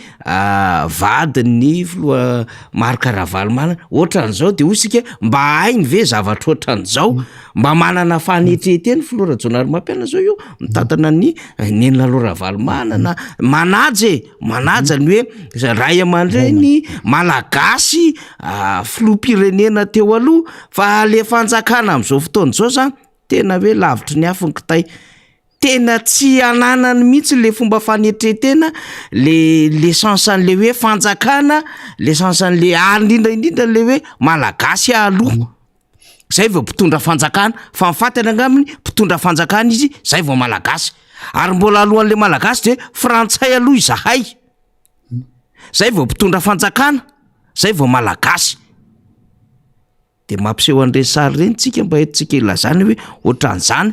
ny atao hoe fanetretena ary raha ohatra ka homme d'état fa tsy homme de pouvoir dia miaina anatin'izany fahatsaram-panahy zany fahatsorana zany ary mahay manaja ny hafa mahay mametraka ny sokajina andraikitra ireo rehetra zay nahazo andraikitra na ny amperinasa na tsy ava amperinasa tsony. Député Rambo mamarina azy tsika tsy asiana teny betsaka ngambany am'izay teneninao zay faniry fa ny sary de fa milaza ho azy zavatra tokony atao sy ny tsy tokony atao ary raha fijerena sy ny fandiniana ny fiarahamonina am'ty fitondranty am'izao fotoana zao dia mialatsiny fa ataoko hoe 2% ny mpitondra am'izao fotoana zao no manana zany atao hoe qualification natao hoe homme d'état zany fa ny 98% de homme de pouvoir zany hoe tsy mametraka n'lay hoe firenena azy ny le 98% fa dia mametraka fotsiny hoe zay no mpitondra vanjakana am'izao zay ataonay no izy tsy mametraka hoe ilay firenena malagasy ane ka misy fiarahamonina tsy maintsy hojerenao hoe ary tsy maintsy misy azay fiarahamonina zay tsy maintsy erahanao fa dia sary rehetrarehetra niseho teo dia apetraka eo amin'ny rehetrarehetra sady mahay mijery no mahay mandalina an'ireny no mandika hoe inona moa no finoson'izao sary navoaka rehetrarehetra zao de ozy hoe trafika enome mahery reny ambava omina apo mieritra ary re zavatra eny nato asehotra andreny de tiana ho tenenina amitsika rehetrarehetra manaraka ny miara-manonja ato amin'ny MBS fa reny zavatra misy am'izao fotoana zao ka anjaranao mbola veriko ihany anjaratsika rehetrarehetra anjaratsika indrindrindretra boribory tavy faefatra ny mandinika sy mijery ary mandray fanapahan-kevitra no avitsika sy no avy nyty Madagasikara ty tsy zarery mihitsy no navita an'izany ary aza miandry akory azy fa any amin'ny toerana misy anareo rehetrarehetra any amin'ny andraikitra sy adidinareo dia raiso zay tandrify anareo ny amin'ny fanarenina ty Madagasikara ty fa hitatsika tao hoe na ny fiarahamonina azy de potika tanteraka na hatrany amin'ny tsy tokony hidiran'ny politika aza de hidiran'ny politika ankolaka zay tena mamotika ny fiarahamonina malagasy ka zay zany no afatra tena pitaina androany faniry fa dia niankatana amin'Andriamanitra dia mbola hovelonaina somatsara tsika amty herinandro ty ka hatratra indray ny herinandro any dia mbola mamerina trany ny fiononana feno any kristianina katolika rehetra era Madagasikara indrindrindrindra nareo amin'ny diocèse n'Antsirabe tamin'ny fahalasana ny eveka zany Philippe Ranaivomanana dia zay angamba no teny famaranana faniry fa dia mirary soa atsika rehetrarehetra samy hotain'Andriamanitra indray. Makasitraka ny solomamboaka Rambosalama Emilentsika na député Rambo niaraka tamintsika tamin'ity maraina ny fahenina amin'ny volana septambra 2024 ity. Alohan'ny andraisantsika any Romario Manjakavaoka zay tanora avy amin'ny antoko kitana avy any amin'ny faritra Atsinanana iny ankoa satria betsaka ny vaovao ifampiresahana aminy dia andefa nyty horonan-tsary ty tsika horonan-tsary manahirana izy ty kanefa dia alefatsika satria nanao fanadihadiana lalina zany ny mpanao gazety amin'ny sehatry raisam-pinena ka namoahana fa isan'ireo firenena zay folo mahantra indrindra eran-tany i Madagasikara dia ho alefatsika izay hoe iza daholo ireo firenena zay nanaovana fanadihadiana izay de eo tsika ho an'ireo mijery radio zany de mientsika ny amin'ny endriky ny fanadihadiana natao mpanao gazety raisam-pinena fa ho an'ireo mijery fahitalavitra mijery YouTube mijery Facebook de mijery tsika ndoarina namana technicien. Quels sont les 15 pays africains les plus pauvres et pourquoi? La très grande majorité des 25 pays les plus pauvres du monde en 2022 se situe sur le continent africain. Les 20 pays les plus pauvres du monde affichent un PIB par habitant moyen de $686, soit plus de 397 000 francs CFA. Les pays pauvres, ce sont les pays ayant le plus faible produit intérieur brut par habitant. À titre de comparaison, le PIB par habitant de la France s'élève à $49 752, soit plus de 28 millions de francs CFA en 2022. Alors, quels sont les 10 pays africains les plus pauvres du monde? Nous vous proposons ce top 10. En première position, nous avons le Burundi. avec un PIB par habitant de 269 $ américains. Pour l'économiste Sambimana, cela est lié à la structure de l'économie du Burundi. Le secteur industriel est peu développé. Par ailleurs, le niveau de sa production reste très faible par rapport aux autres pays, ce qui explique ce classement du Burundi et le niveau de croissance faible et volatile. L'économie du Burundi est principalement rurale et repose sur l'exportation agricole et l'élevage. La production agricole se répartit entre les produits destinés à l'exportation, comme le café, le thé, le coton et les cultures vivrières. La filière du café représente la première ressource du pays, 80% des exportations. Le Burundi est également le 8e au palmarès des producteurs africains de thé au début de la décennie 2010, classement où le Kenya occupe le premier rang. La population dépend à plus de 90% de cette agriculture qui représente plus de 50% du PIB, soit 800 millions de dollars en 1999. L'industrie comptait pour 18% du PNB en 1999 et les services pour 32%. La population active a été multipliée par 2 entre 1990 et 1999, passant de 2 millions de personnes à 4 millions. En deuxième position, nous avons le Sud-Soudan avec un PIB de 313 $. Pourtant, le Soudan est un pays agricole. En effet, la présence du Nil blanc et de ses nombreux affluents, ainsi que le climat tropical, permettent une agriculture abondante produisant du coton, des arachides, du sorgho, du millet, du blé, du maïs, de la gomme arabique, de la canne à sucre, du manioc, des mangues, des papayes, des bananes, des patates douces et du sésame. Le sous-sol du Soudan du Sud est également très riche. On y trouve du pétrole, du minerai de fer, du cuivre, du chrome, du zinc, du tungstène, du mica, de l'argent et de l'or. En troisième position, on retrouve la Somalie avec un PIB de 369 $. Depuis le début des années 1991, la guerre civile entrave le développement économique du pays. L'économie de la Somalie est surtout agricole, mais est aussi basée sur l'exploitation du sel. Plusieurs compagnies internationales, comme BP ou ExxonMobil, montrent un intérêt croissant pour le pétrole somalien. En effet, le nombre de barils en Somalie est estimé entre 8 et 15 milliards. L'économie est assistée par l'aide internationale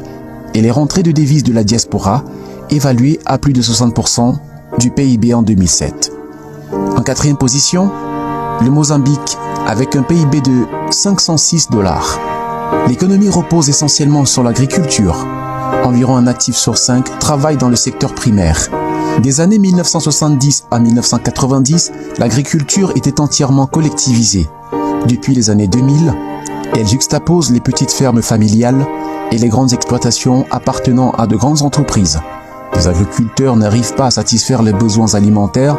mais le pays exporte néanmoins du coton, du sucre, du copra, une forte production de noix de cajou et une forte production de crevettes. Le pays est au palmarès des 8 premiers producteurs de coton d'Afrique de l'Est, du Sud et du Nord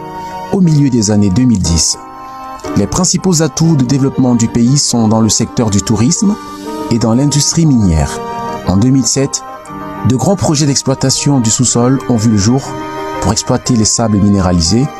le charbon, l'or, la bauxite et le tantal. En cinquième position, Madagascar, avec un PIB de 531 $. La découverte d'uranium dans le sous-sol de Madagascar en 1995 et du pétrole offshore et onshore ont donné un coup de pouce à son économie, sans impact réel sur le mieux-être des populations qui croupissent pour la plupart dans une indigence abjecte. La corruption empoisonne l'administration et entrave l'essor de l'île de Madagascar. En sixième position, on a le Malawi, avec un PIB de 543 $. L'économie du Malawi repose essentiellement sur l'agriculture, qui représente près de 30% de son PIB et plus de 80% de ses recettes d'exportation. C'est le pays africain qui investit la plus forte proportion de son PIB dans ce secteur. Sa population réside à 85% en zone rurale et 89% de la population active occupe des postes informels. 91% de ces emplois se trouvent en zone rurale. La seule exploitation minière à grande échelle au Malawi était la mine d'uranium gérée par Paladin. Mais l'extraction est stoppée depuis le début 2014 du fait de sa baisse des prix de l'uranium et du manque de rentabilité. Les sols du Malawi recèlent aussi du charbon et des minéraux naturels rares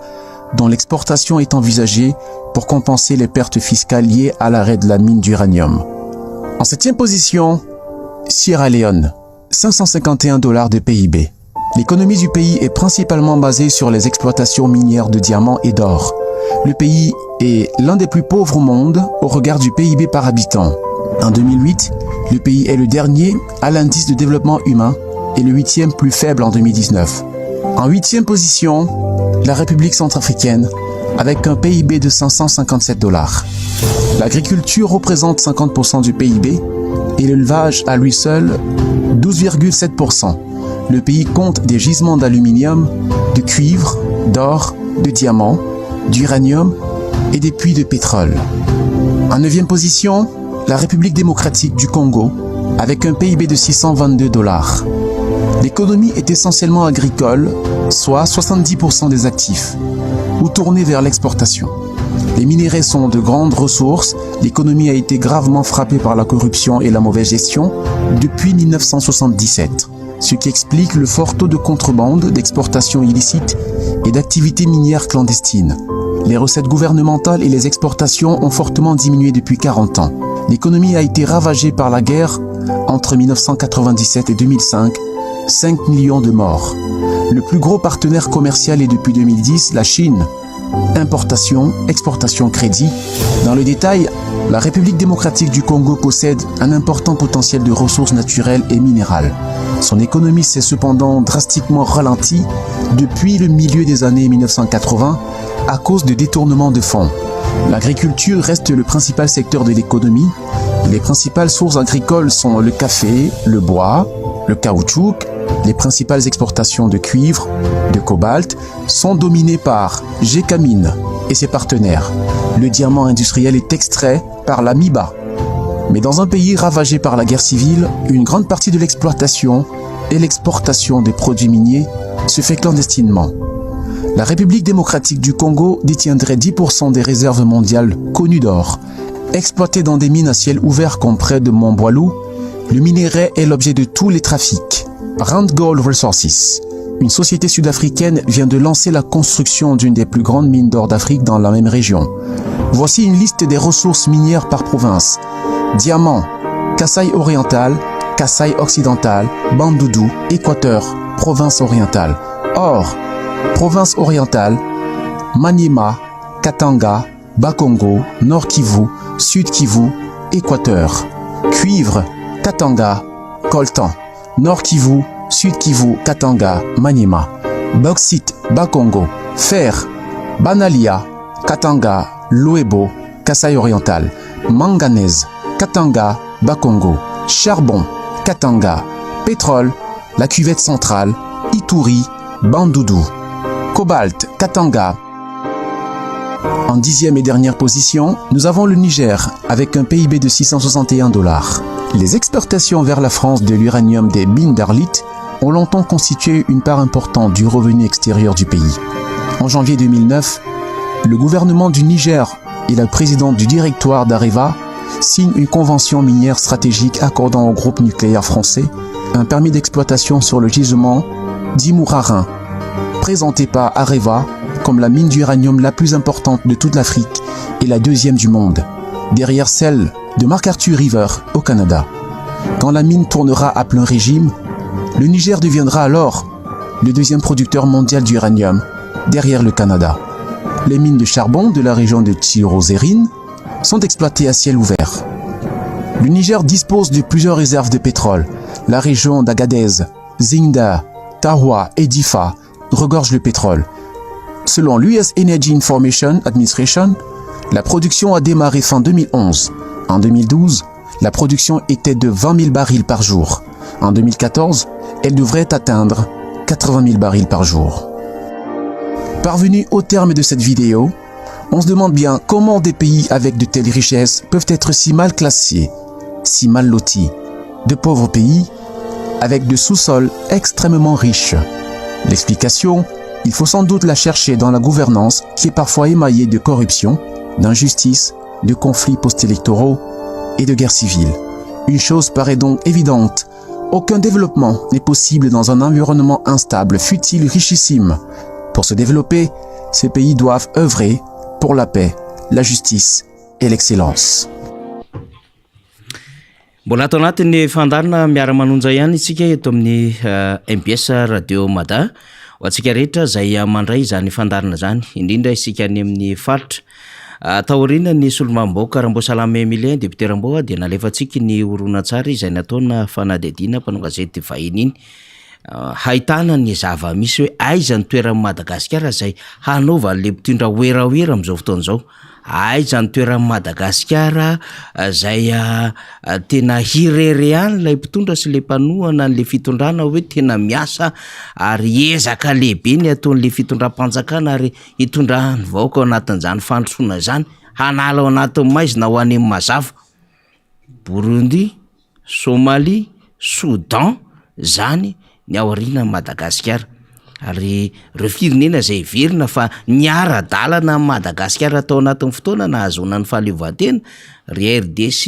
ry Côte d'Ivoire, ry Sénégal dia fa lasa lavitra tsy tao anatin'ireny tan'ireo firenena folo zany izay sokajiana mahantra indrindra maneran-tany. Iny ny toerana Madagasikara, asa mbola sahoerahoera ihany ve le fitondrana sy mipanohana azy ary mbola afaka miteny satria 2022 iny naseho antsika iny. Miteny ny sary, miteny ny fanadihadiana dia tokony mba hipetrapetraka, hipiripirina, menamenatra eo anatrehan'izany ilay fanjakana fa tsy ny hoe mbola hoerahoera foana amin'izay rehetra atao. Verina anaty adevitsika efetako aketo amin'izao fotoana izao Romareo manjaka vahoaka izay tanora anisan'ny mpitantana ny tanora kitana izay amanedina Madagasikara. Kitana moa zany dia antoko izay tantany ny filohany Randriamanantsoa Dabera ary vao omaly niaraka tamintsika teo ny zanany izay anisan'ny mpikatrika ihany koa zany amin'ny antoko kitana zany sady eo anatin'ny CRN, mpikatrika eo anatin'ny RMDM dia Christian Dabera. Androany ray dia Romario no hiaraka amintsika avy any Manakara, avy any i Romario no miaraka amintsika eto. Raha vao miresaka Manakara zany dia fantatsika avy hatrany hoe faritra fitovinany, atao hoe faritra fitovinany Vohipeno, Manakara, Ikongo izy amin'izao fotoana izao. Io moa nisy adevitra maro samihafa ka afehy tsara ny adevitra satria avy any Apoto mihitsy zany no miakatra eto amintsika eto. Miarabanao Romario. Miaraba sika ato amin'ny MBS miaraba sika mpagnaraka ny miara-manonja rehetrarehetra ihany koa satria zava-dehibe ny isiany sehatra afana miady hevitra toy izao. Ka tonga eto tegnanay zany mba hitondra gn'anjara biriky ho fampandrosoana amin'ny firenena ary koa afahasika misitona ny tena izy amin'ity adi-hevitra hitadiavam-baolagna an'ity firenena ity satria ny problème politika dia mpana politika ihany no mainsy amahana azy ka raisinay adiditry andraikitra ho fampandrosoana ny firenena, ny fidirana amina sehatra na adi-hevitra toy itony. Ka mialohany zany rehetrarehetra zany na manafaniry de mamela ay ianao satria maizina tokoa ny tontolon'ny fiangonana katolika amizao. Raha iny ka nandao asika ilay monseigneur isan'ny mpikarakara voalohany iny JMJ Madadisi ka dia ny tegna moa zanaka katolika mivavaka am'izany fiangonana zany ary isan'ny volavolaina tao agnatina fiangonana katolika ka eto dia makahery ny mpino rehetrarehetra.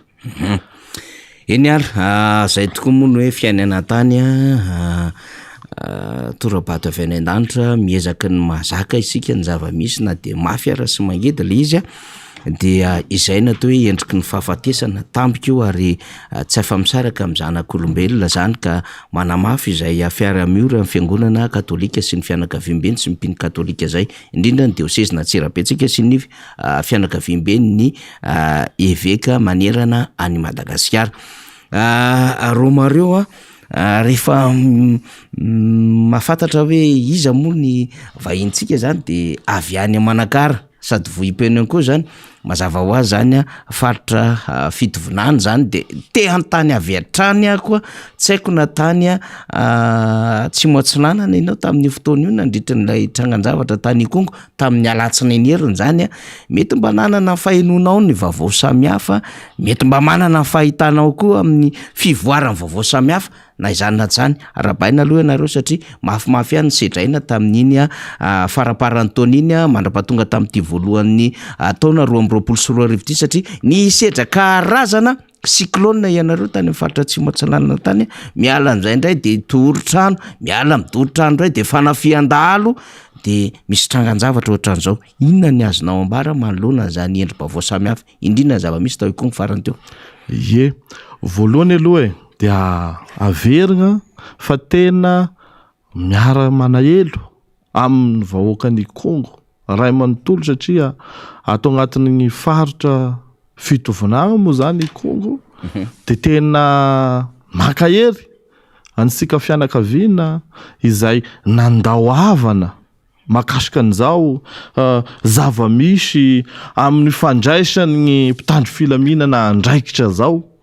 ka dia makahery asika rehetrarehetra iresaka sika eto makasika hoe inona ilay zava-nisy tao Ikongo nandritra ny regny fotoagna regny. Ny zavatra misy aloha azo ivakina manjava sady hitany be sy ny maro dia fahadisoana fandraisana andraikitry avy mpitandro filaminana no zavatra nisy tao Ikongo. Vao miresaka an'izany faritra ny fitovinagna zany sika de berceau de la civilisation zany. Tompony rafitra ara-drazana izay mbola managna maizy anazy sy voakitikitika hatramin'izao. Ka rehefa misy trangana fangalaran-jaza vono olo sy tanàna migoba, tanàna miaigna agnatina sy fandriam-pahalemana ohatriny regny dia sy zakany vahoaka amin'igny faritra igny zany. Ka sy mainsy mandray fepehatra ny vahoaka maro anisa satria mampiseho ny firaisan-kina. Raha zay resika igny zavatra nisy igny dia maro de maro ny fatiny kararaigna. Ary zay igny mampametra-pagnontaniana anay mpamakafaka politika, mpandinika fiarahamonina hoe am'izao tany mandroso, am'izao tany fivoarana zao dia ao Ikongo mbola ahitana fatin'olo mikararaina, vahoaka malagasy sy manasigny maty nefa dia mangingina toy izao ihany eto amin'ny tany sy ny firenena. Le zava-misy tao Ikongo nadika ny solombamboaka ny Madagasikara voafito tao amin'izany district izany hoe masakra na hoe fandropahana vahoaka satria tifitra vararaka rafalina no natao tamin'ireo vahoaka zany. Ny gazety mpiseho isan'andro iray moa zany raha mitantara ny any Ikongo dia miteny hoe ny tsy fandriam-pahalemana ny famonoana tany Ikongo de fa tany amin'ny 30 tany ho any zany no maty zany. Ny fanjakana foibe dia tsy naka fanapahan-kevitra ny amin'ny hanatanterana ny fisaonam-pirenena zava-doza raha ny saika natao any fakatra vaky nakaratra satria dia nikasa hanao afomanga izy ireo tamin'ny alarobia teo tamin'izay hoe fanokafana ny JMJ izay ary ny rehetra de samy tabataba hoe tsy rariny zany satria mbola ambohatra andrazana, mbola mangirifiry loatra le zava-misy ary any amin'iny faritra lalana menatsiminy daholo misy an'izany resantsika zany. Ny tao farafangana koa ny zava-misy tamin'ny hoe fonjan'ny farafangana ny nahamainy tanàna tao Mafasa 1 Mafasa 2 zay tiako teneny hoe betsaka ny zavatra nazo an'le atsimo atsinanana nefa atsimo atsinanana iazaka zany le fitondrana efa tena mandroso ve le atsimo atsinanana romareo ary mba tena hoe mandritry fahalemana ve satria anisany tena nyresahan'le fitondram-panjakana mihitsy zany hoe tsy maintsy tena apetraka ny tsy fandriam-pahalemana. Tsy haiko ianareo any toerana tena mahita an'izany asa mifototra avitrasa zay resahan'ny fanjakana io. ny zavatra misy marina ary hitany be sy ny maro zany a raha amin'igny faritra ny Atsimo-Atsinanana iny dia to mampametra-panontaniana ihany mandinika ilay hoe tany misy fahazakana tokoa ve i Madagasikara satria raha izay zavatra niaignan'igny faritra Atsimo-Atsinanana iray manontolo amin'izao fotoagna izao dia toa hita fa sisy fahazakana miaro ny vahoaka agny. Raha iresaka gn'antsoina hoe fahazakana isika dia adidin'ny fahazakana voalohany indrindra ny sy mainsy miaro ny siany gn'antsoisika hoe sécurité publique. Sy mainsy adidin'ny fahazakana koa ny mamerina mampianatry na mampiditra sekoly ny zana-bahoaka. Adidin'ny fahazakana koa ny manolotra politika manzava tsara iarovana ny politika sosialy zany hoe ny sosialim-bahoaka. Fa eto nefa ny tegnako dia milaza fa raha sy nisy ny projet programa izay vasiany avy any amin'ny sehatra iraisam-pirenena vola dia fotaka sisy azony raisina ambonimbony kere misy avy any Atsimo io faritra ny fitovinagny sy Atsimo-Atsinanana iray manontolo satria izao to mihinana veoveo koa nareo any satria izao eo indrindsika zao rehefa ny fanesiny ny loza nahazo ny faritra misy ena igny dia toa sy nanagna politika manzava ny fahazakana naroso mba ho reposta ny krizy nahazo ny faritra iray manontolo nandalo. Ny matonga ny fisiany ny fitadiavana zazavarira zany hoe ny mampirongatra zany amin'igny faritra igny ny fangalarana ny zazavarira dia sahirana zany gn'akamaroan'ny vahoaka ka lasa mirona agny agnatina business agny agnatina afera maloto. azo dika am'izay ve izy io marika ny fahantrana reo namana fanery ny tanora ao toerana zany tena hoe misangana fosiny maha-olombelona anazy fa sisy azo raisina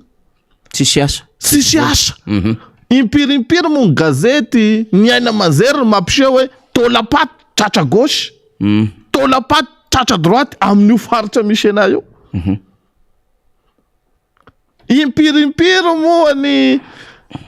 ny sehatra fa fanarana fampalalam-baovao milaza ny vakitrano milaza ny antsoisika hoe fandrobana amin'ny sehatra ny fiarahamonina amin'iny faritra misy ena igny zany rehetrarehetra zany dia noho ny fahazakana sy nanana politika manzava natolotra ho an'iny faritra iny rehefa nandalovan'ny cyclone mahavay iny faritra iny de io izy hitasika io mihinana veoveo vahoaka io izy hitasika io mandry andriranazy ny vahoaka ary sy mahafantatry isony izany mahazava-dehibe nefa fantatry le vahoaka ny Atsimo-Atsinanana nareo hoe tsy fihinana ny veoveo fa noho le tsy fananana de lasa mihinana ary zao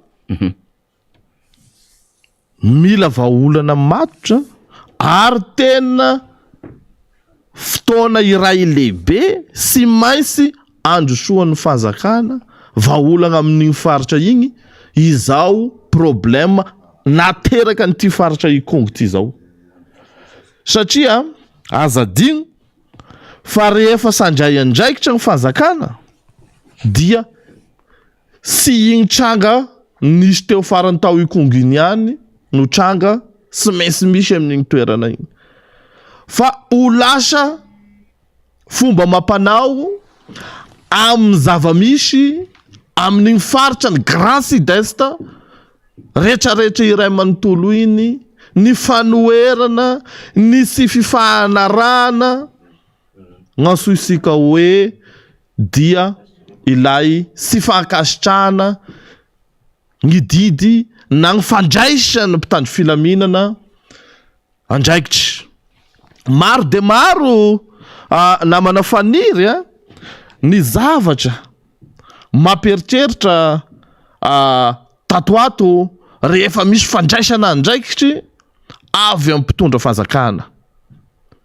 Raisika zany a makasika ny fizarana tosika fameno, fizarana vasinso. Ahoana moa ny tontolo agny amin'ny commune rurale agny sy ametra-panontaniana hoe tany misy fahazakana ve eto? Satria ny fizarana zavatry avy amin'ny ty fahazakana Andry Rajoelina ity tompoko dia mizanona eo amin'ny commune urbaine ihany, mizanona eo amin'ny renivohitry ny distrika ihany. Maro meragny agnatina commune rurale agny, mitaraigna, mandefa fahangatahana sy izao eto no agnasakasaka an'izany. Fa efa nisy moa izay ialana signy, fa efa nisy teto ny fizarana vary amina madiko. Satria zatra magnano sinisinina ny sehatra agny amin'ny tontolony ambanivohitra izao fahazakana zao. Ny zavatra niseho tao ikongo aneka sy de ilay vahoaka eo amin'ny mahita sy mifanerasera amin'ny sehatra ara-dalàna loatra no nitrohatra, fa ilay vahoaka izay miaigna any agnatin'ny tontolo ambanivolo mahasapa fa sy misy fahazakana mitantana insony, izay no tena nampiseho sy nizoro rehefa nisy tranga zavatra nampiorokoditra tamin'igny fotoagna nisian'igny fangalarana zazavarira tao ikongo igny.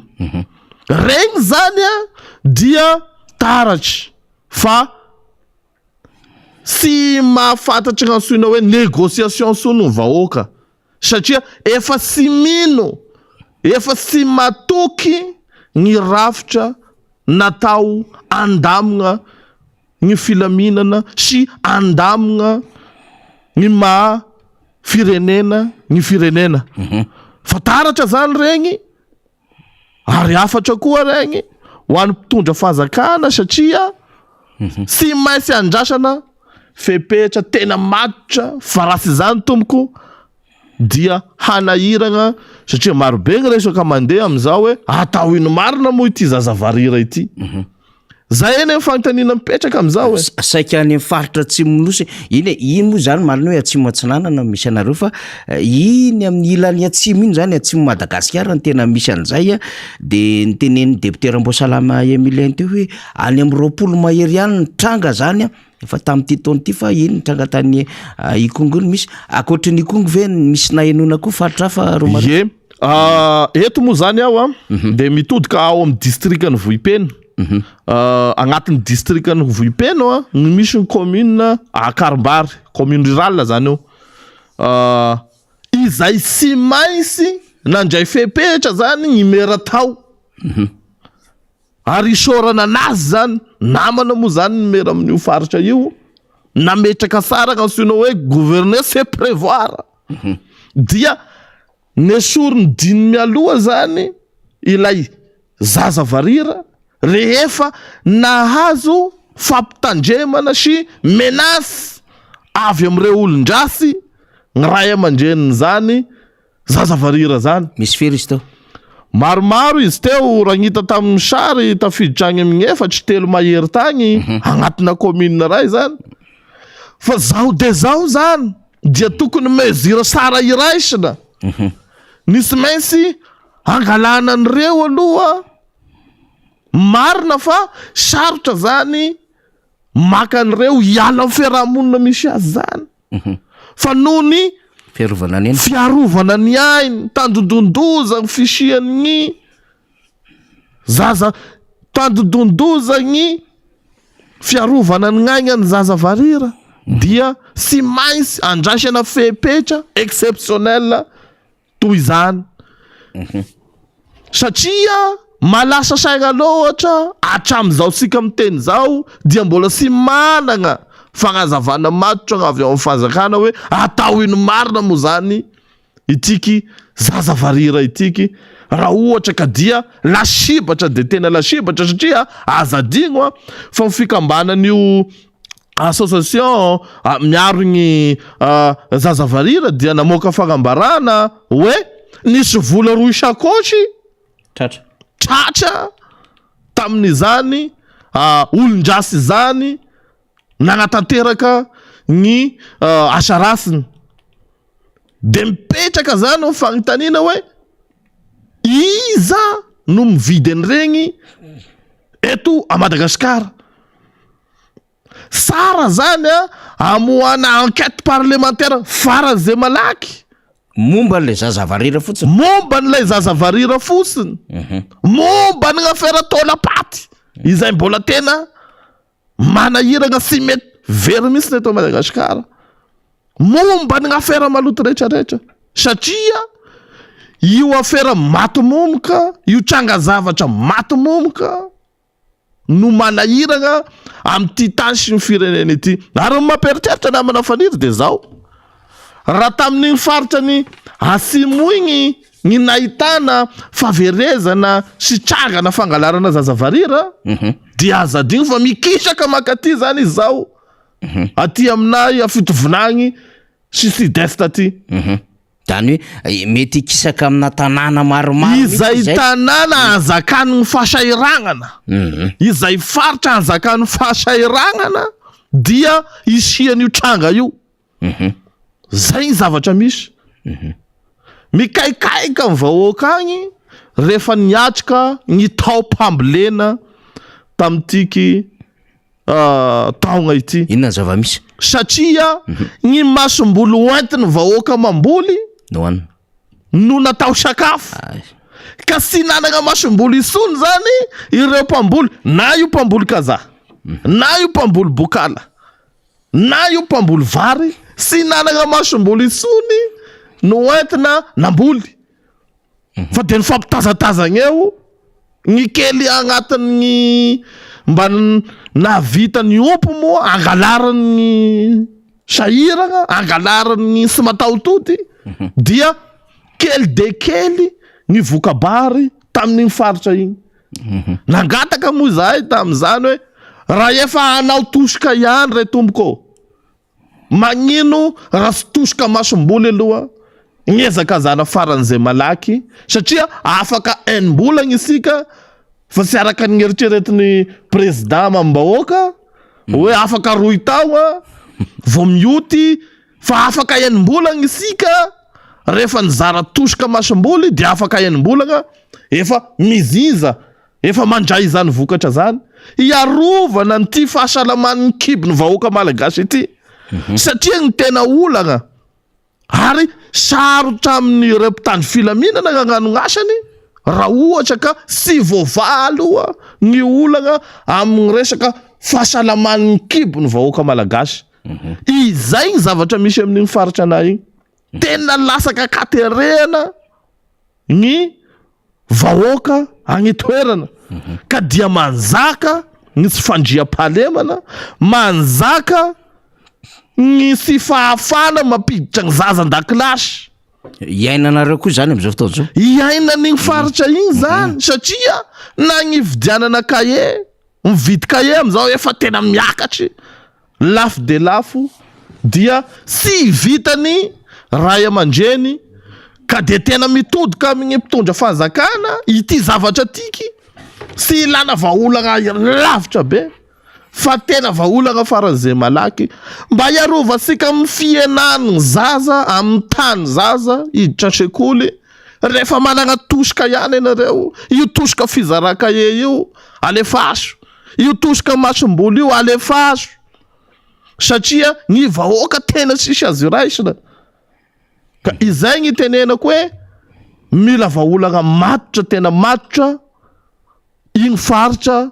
Grand Sud-Est iray manontolo igny satria tena sisy azo iraisina ny vahoaka sahirana de sahirana izay ny zavatra tena misy azoko tsara fa eto moa na manafaniry miala signy fa somary tarokely le fagnazavako misy ny mpanao politika miaraka amin'ny fitondrana moa zany dia miezaka milaza fa na de eto Antananarivo mafapana ny fanehoan-kevitra ara-politika fa ny vahoaka any amin'ny faritra rehetrarehetra agny dia mbola makasitraky ny fiveregnany Andry Rajoelina ary makasitraky ny alany azy indray miala signy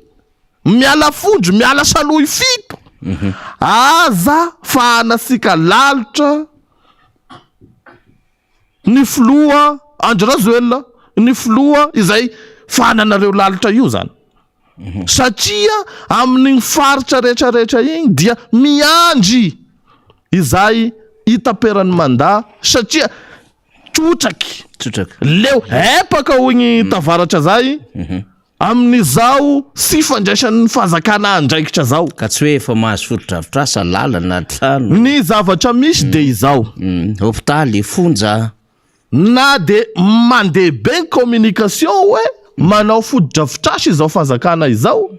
dia ny zavatra misy ireo foto-drafitrasa izay misy any atoerana dia foto-drafitrasa mifagnaraka amin'ny prestige ny filoham-pirenena fotsiny foto-drafitrasa izay mamaly gn'etaeta sy gn'afaliam-pon'ny filoham-pirenena fa tsy le vahoaka fa sy mamaly gny filany ny vahoaka malagasy agny atoerana gny tena olagna ne amin'igny faritra sy gny faritra iray manontolo a Madagasikara misy moa zany gny tena olagna meky ane dia gny lalagna ifamezivezehany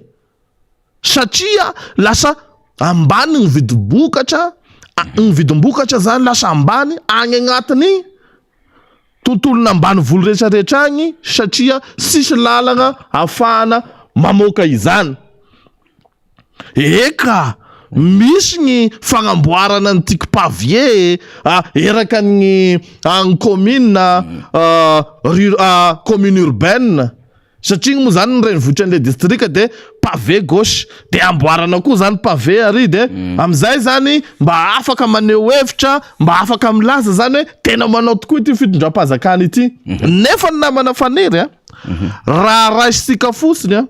ireo foto-drafitrasa pavé izay atao amin'ny commune urbaine rehetrarehetra ireny raha ireny nagnamboarana fotsiny ny point noir rehetrarehetra mampifampitohy ny commune rurale rehetrarehetra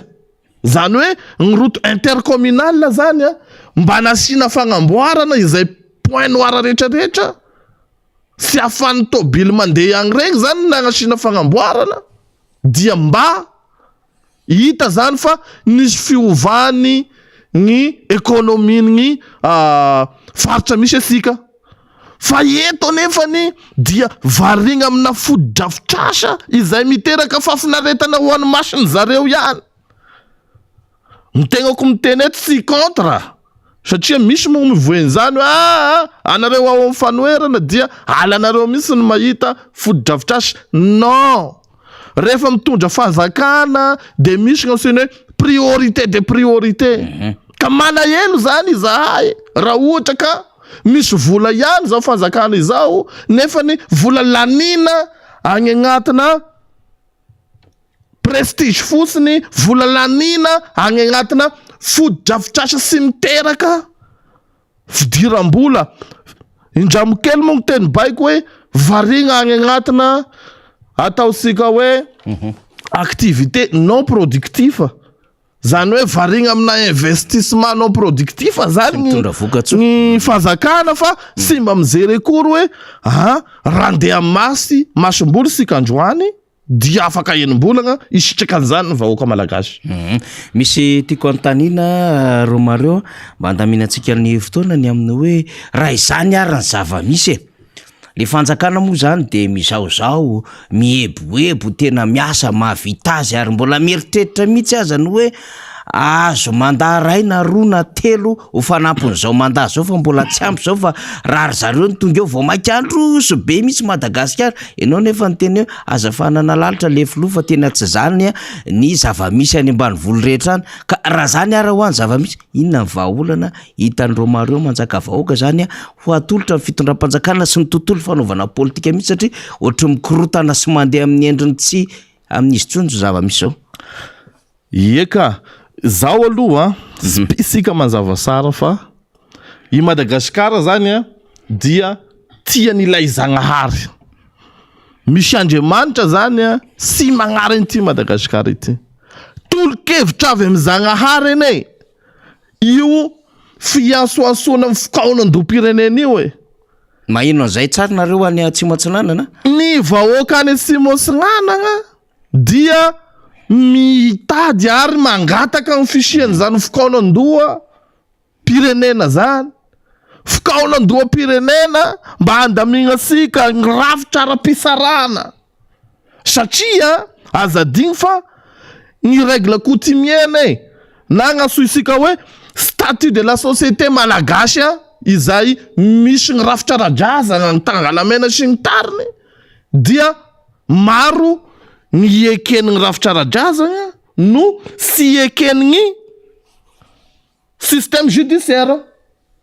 De zany zavatra zany tokony ampifamenona amizay hoe rehefa ohatrany ahoana ny zavatra dia avela hitondra fanapaha-kevitra gnaso isika hoe rafitra ara-drazana. Eo amin'ny fanjakana sy fiarahamonina. Eo amin'ny fianjakana zany eo sy ny fiarahamonina malagasy.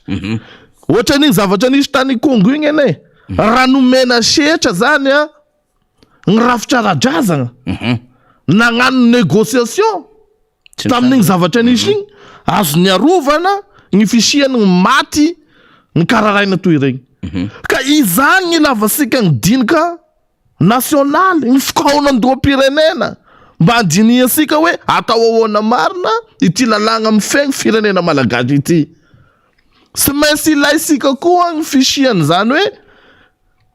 dinika nasionaly na ny fikaonan-doha-pirenena izany mba ahafahasika mizery ho avy ny tanora. Satria i Madagasikara ne dia manakaregna olombelogna. Fa ny olombelogna zany amsika eto Madagasikara sy mena setra ahafahana miasa. Ka eto iaho dia mitodika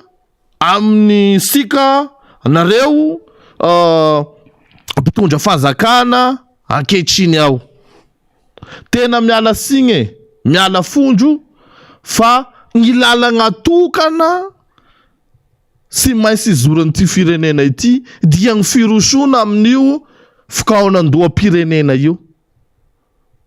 Ary za ety ane masapa fa ireo TGV tena mpanao politika izay fidèle tamin'ny filoham-pirenena Andry Rajoelina reo zay taritiny namana député Brunel zany dia masapa fa ilaina ny fisian'io fikaonan-doha-pirenena io. Fa olagna eto ane namana faniry de misy zany ilay hoe mpanao politika zay mivondrika agnatin'ity hoe mapara ity matahotra izy reo raha miditra amin'ny fikaonan-doha pirenena dia ho very tanteraka amin'ny seza io. Ka le opportuniste bitabe sy le tapoam-pahefana zay indrindra. De ireo zany ny matahotra ny orosoana amin'ny fitadiavam-baolagna n'ity firenena ity. Ka ialana signy ary tena pimaso amizao mpitondra fanjakana izao hoe feon'Andriamanitra io feon'ny député Brunel io. Raha mbola tena politika koa ny TGV dia tokony miditra amin'io fikaonan-doha-pirenena io satria ho sarainy tantarane ny sezane ka mandalo. Sy misy eo amin'ny fitondrana mandrak'izay zany. Ary zareo reto mieritreritra an'izay ka. Na mieritreritra satria tsy mbola hita tao anatin'ny 10 taona manko no hainy zareo. Ay no mandidy an'izay. Fa ny fahefana dia ny vahoaka. Zay indrindra. Ary sy mainsy verina ny vahoaka. Ka izay ny ilazako hoe ny fahendrena ara-politika zany a mba hialana am'le pratika politika nandalo hoe fanonganam-panjakana crise sy ny zavatra rehetra diovokao andoam-pirenena io ny fiarovana anazy mifampiresaka andatabatra ansoina daholy ny hery-velona rehetrarehetra omena sehatra mimpagnano politika rehefa vita izany dia mirosika amin'ny fifidianana zany hoe tena tsy maintsy zay no lala tokana zay veriny Romario zany sy ny antokitana hoe vaolana am'izao situation zao izay aloha ny lala tokana sy vaolana am'izao situation zao fa raha mbola iziriziry zao fanjakana zao hoe aleo fifidianana andeha aleo zao fa na ny olona mametra-panontaniana na manao faniry iza moa zany mivery tombosoa amin'io fitondrana io raha ohatra ka manetry tegna manaiky an'izany dinika nasional zany iza ny overy tombosoa ary mino sy manatena ia fa ny tombosoa ny vahoaka gn'ambony indrindra io aragny zavatra miseho amin'ny faritra ny Kongo sy matoky isony ny rafitra misy atao andamignana ny fiarahamonina ny vahoaka malagasy io ny zavatra misy ampino fiangonana izay ny arasika nahita teo fa nisy ny sy fagnekena valim-pifidianana de iza zany no hotondroina tompon'andraikitra rehefa miseho ny tranga zavatra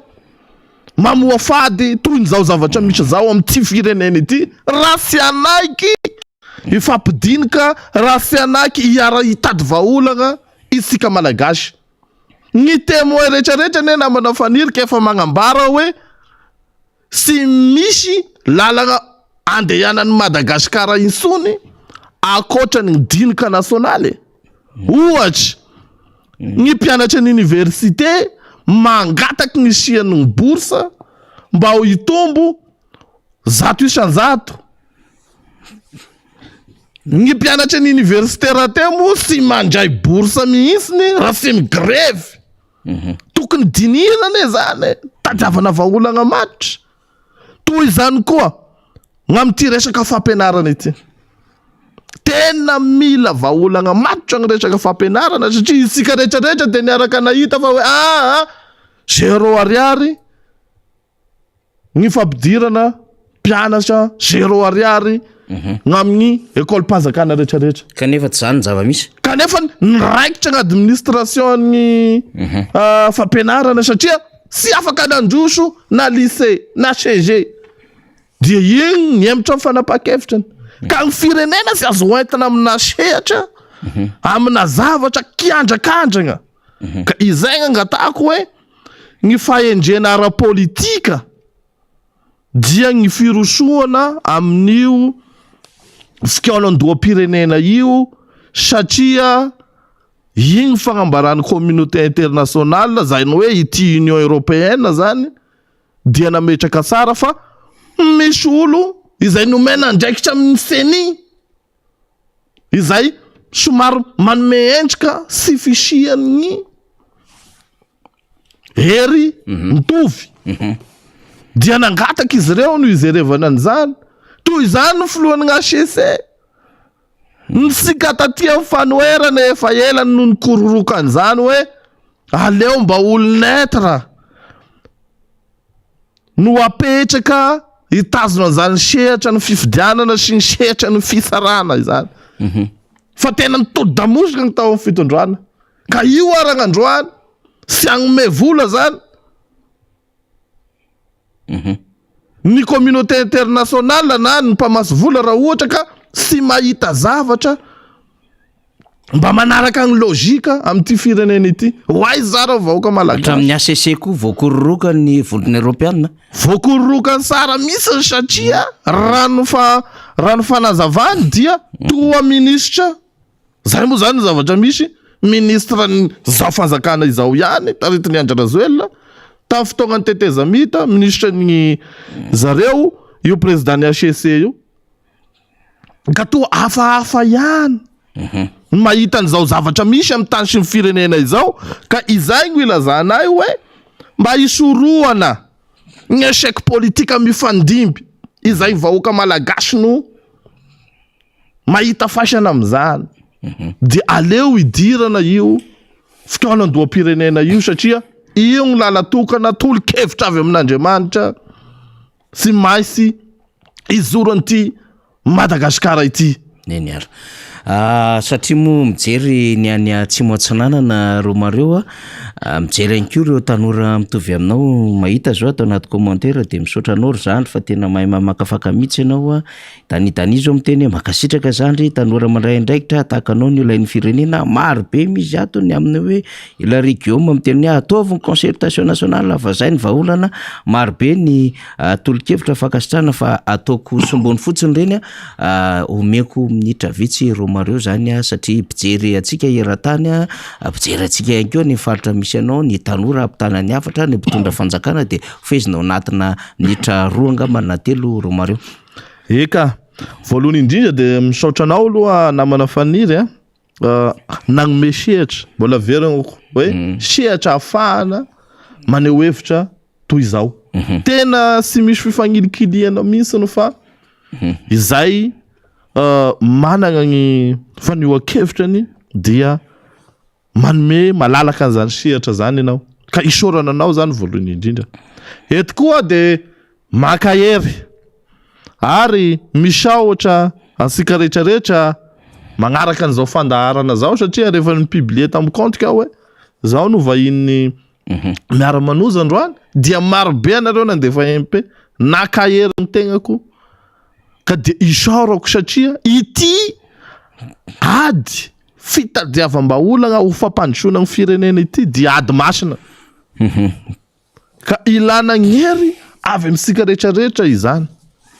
Eto dia isaorana lehibe isika ato manakarato satria miaino anahy anareo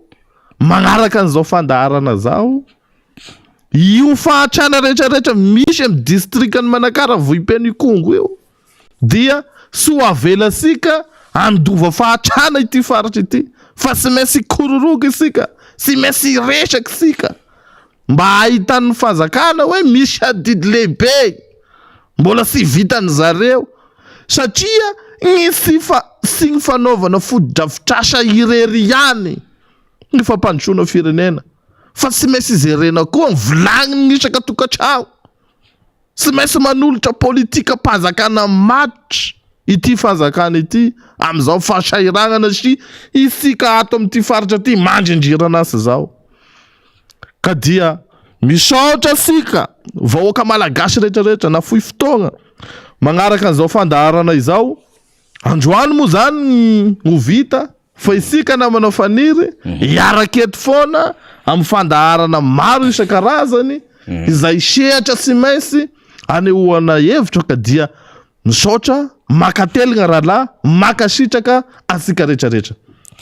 Iniara de maniritsika ny verimberena ny Romario manjaka vahoaka eto amin'ny fandarana satria misy fandarana zay tsara ihany mba ahafahana mamesehatra ny tanora tahaka izao ny rehetra zay manan-kevitra ary misy vaovao ihany koa mila zaraina avy any ambanivolo rehetrarehetra any mba hanana ny mpieno sy ny rehetrarehetra mpisehatra eto Madagasikara ny tontolo ny feo maro samihafa zany feo avy any ambanivolo zany lavitra any de nentin'ny Romario tamintsika teo fa amarana fara mihitsy Romario zany satria minambary ary misy latsaka ny teny famaranana ihany koa tsy maintsy apetrapetraka tsara zany satria tsy fantatra hoe rovina vao iverina indray Romario ndao ary tena mamarantsika ya eto zany dia mitodika sika ato agnatin'ny antokitagna rehetrarehetra isika moa zany dia agnatin'ny rodoben'ny mpanohitra ary manana ny filohantsika Ravalomanana satria izy ihany zany ara-dalàna aloha ho présidentny fanoherana ka dia mitodika amintsika rehetrarehetra zany mba samby iesikesika am'izay any koa isika rodoben'ny mpanohitra satria ny tegna zao namana faniry dia isany nanangana niaraka tamin'ny pasteur Edouard nanangana rodoben'ny mpanohitra tagny Tuléar nanangana ny membre maro isan-karazany ka dia makahery isika rehetrarehetra tonga ny fotoagna sy mainsy anambarantsika ny rehetrarehetra fa ninninona zava-misy dia ain'Andriamanitra ny mitantagna sy magnome ny vahaolagna ho an'ity firenena ity ka sokivy amboalohany sika fa tsy maintsy mizoro ary zay gn'antom-pisina eto ka dia zay gny lava zay gny foy makasitraka tomboko vavy makateligna tomboko lahy sotra besaka ny ato amin'ny miara-manoza. Eny ary fa alohan'ny tena maranantsika ny fandarina satria moa misy vona mitrangy eto amin'ny firenena amin'ny fahalasana ny monseigneur Philippe Ranaivomanana zay évêque n'Antsirabe dia misy ny fanambarana teny fampiononana avy amin'ny filoha Marc Ravalomanana zay filoha nasionaly ny antoko-tiky Madagasikara filohan'ny vondron'ny rodiben'ny mpanohatra ho an'ny demokrasia eto Madagasikara ihany koa ka mivaky toy izao teny fampiononana tampantairana lehibe no naharenesako ny fahalasan'ny évêque Ranaivomanana Philippe mampahery ny fianakaviam-be katolika iray manontolo ao. Andriamanitra ne hitondra fampiononana feno ho andreo niara-ny asa tamin'ny akaiky ho fampandrosoana ny fiangonana amin'ny asa masina na nendreny tompo azy ny filoha Marc Ravalomanana. Eny zany no fanambarana teny fampiononana zay nalefa ny filoha Marc Ravalomanana ho an'ireo anatin'ny fianakaviam-be ny katolika iray manontolo ary fampiononana feno ihany koa ho andreo niara-ny asa tamin'ny akaiky zany tao anatin' zany sehatry ny fiangonana izany. Dia izay no manakatona ny fandaharantsika tamin'ity talata fahin'ny volana septambra 2024 ity. Akasitrahana namana teknisianina MBS sy ny Radio Mada, akasitrahana ihany koa ireo vahiny niaraka tamintsika dia député Rambo sy Romario Manjakavoaka zay mpitarika ny antokitana nasionaly sady avy any faritra Atsimo Atsinanana, ny mpiara-manolotra ny fandarana Rina Rabe Mananjara, isika zay nanety nijery izany tamin'ny sehatra rehetra zay nahazotsika izany na ny YouTube na ny Facebook, ny fahitalavitra mivatana na ny eno ihany koa tamin'ny alalan'ny onjam-peo dia akasitrana indrindra ho amin'ny famerenana any faritra maro samihafa ihany. Manome fotoana indray ho an'ny Rapitso, makasitraka tompola, makatelina tompovavy. Manomboka ny fandraisan'ireo sosokevitra avy amin'ny antoko politika, fiarahamonim-pirenena, fikambanana samihafa mikasika ny fitoanan-dom-pirenena, anavaozana ny lalàna mifehy ny fifidianana, araka ny fanamafisana ny komite teknika iombonana sy ny fehi-kevitry ny dinika no tanterana ny 30 jona 2024 lasa teo. Azonao atao ny mandevy izany amin'ny adresy mailaka comité technique mixte @gmail.com na miantso ny larantaby 034 48 562 alohan'ny 10 septambra 2024.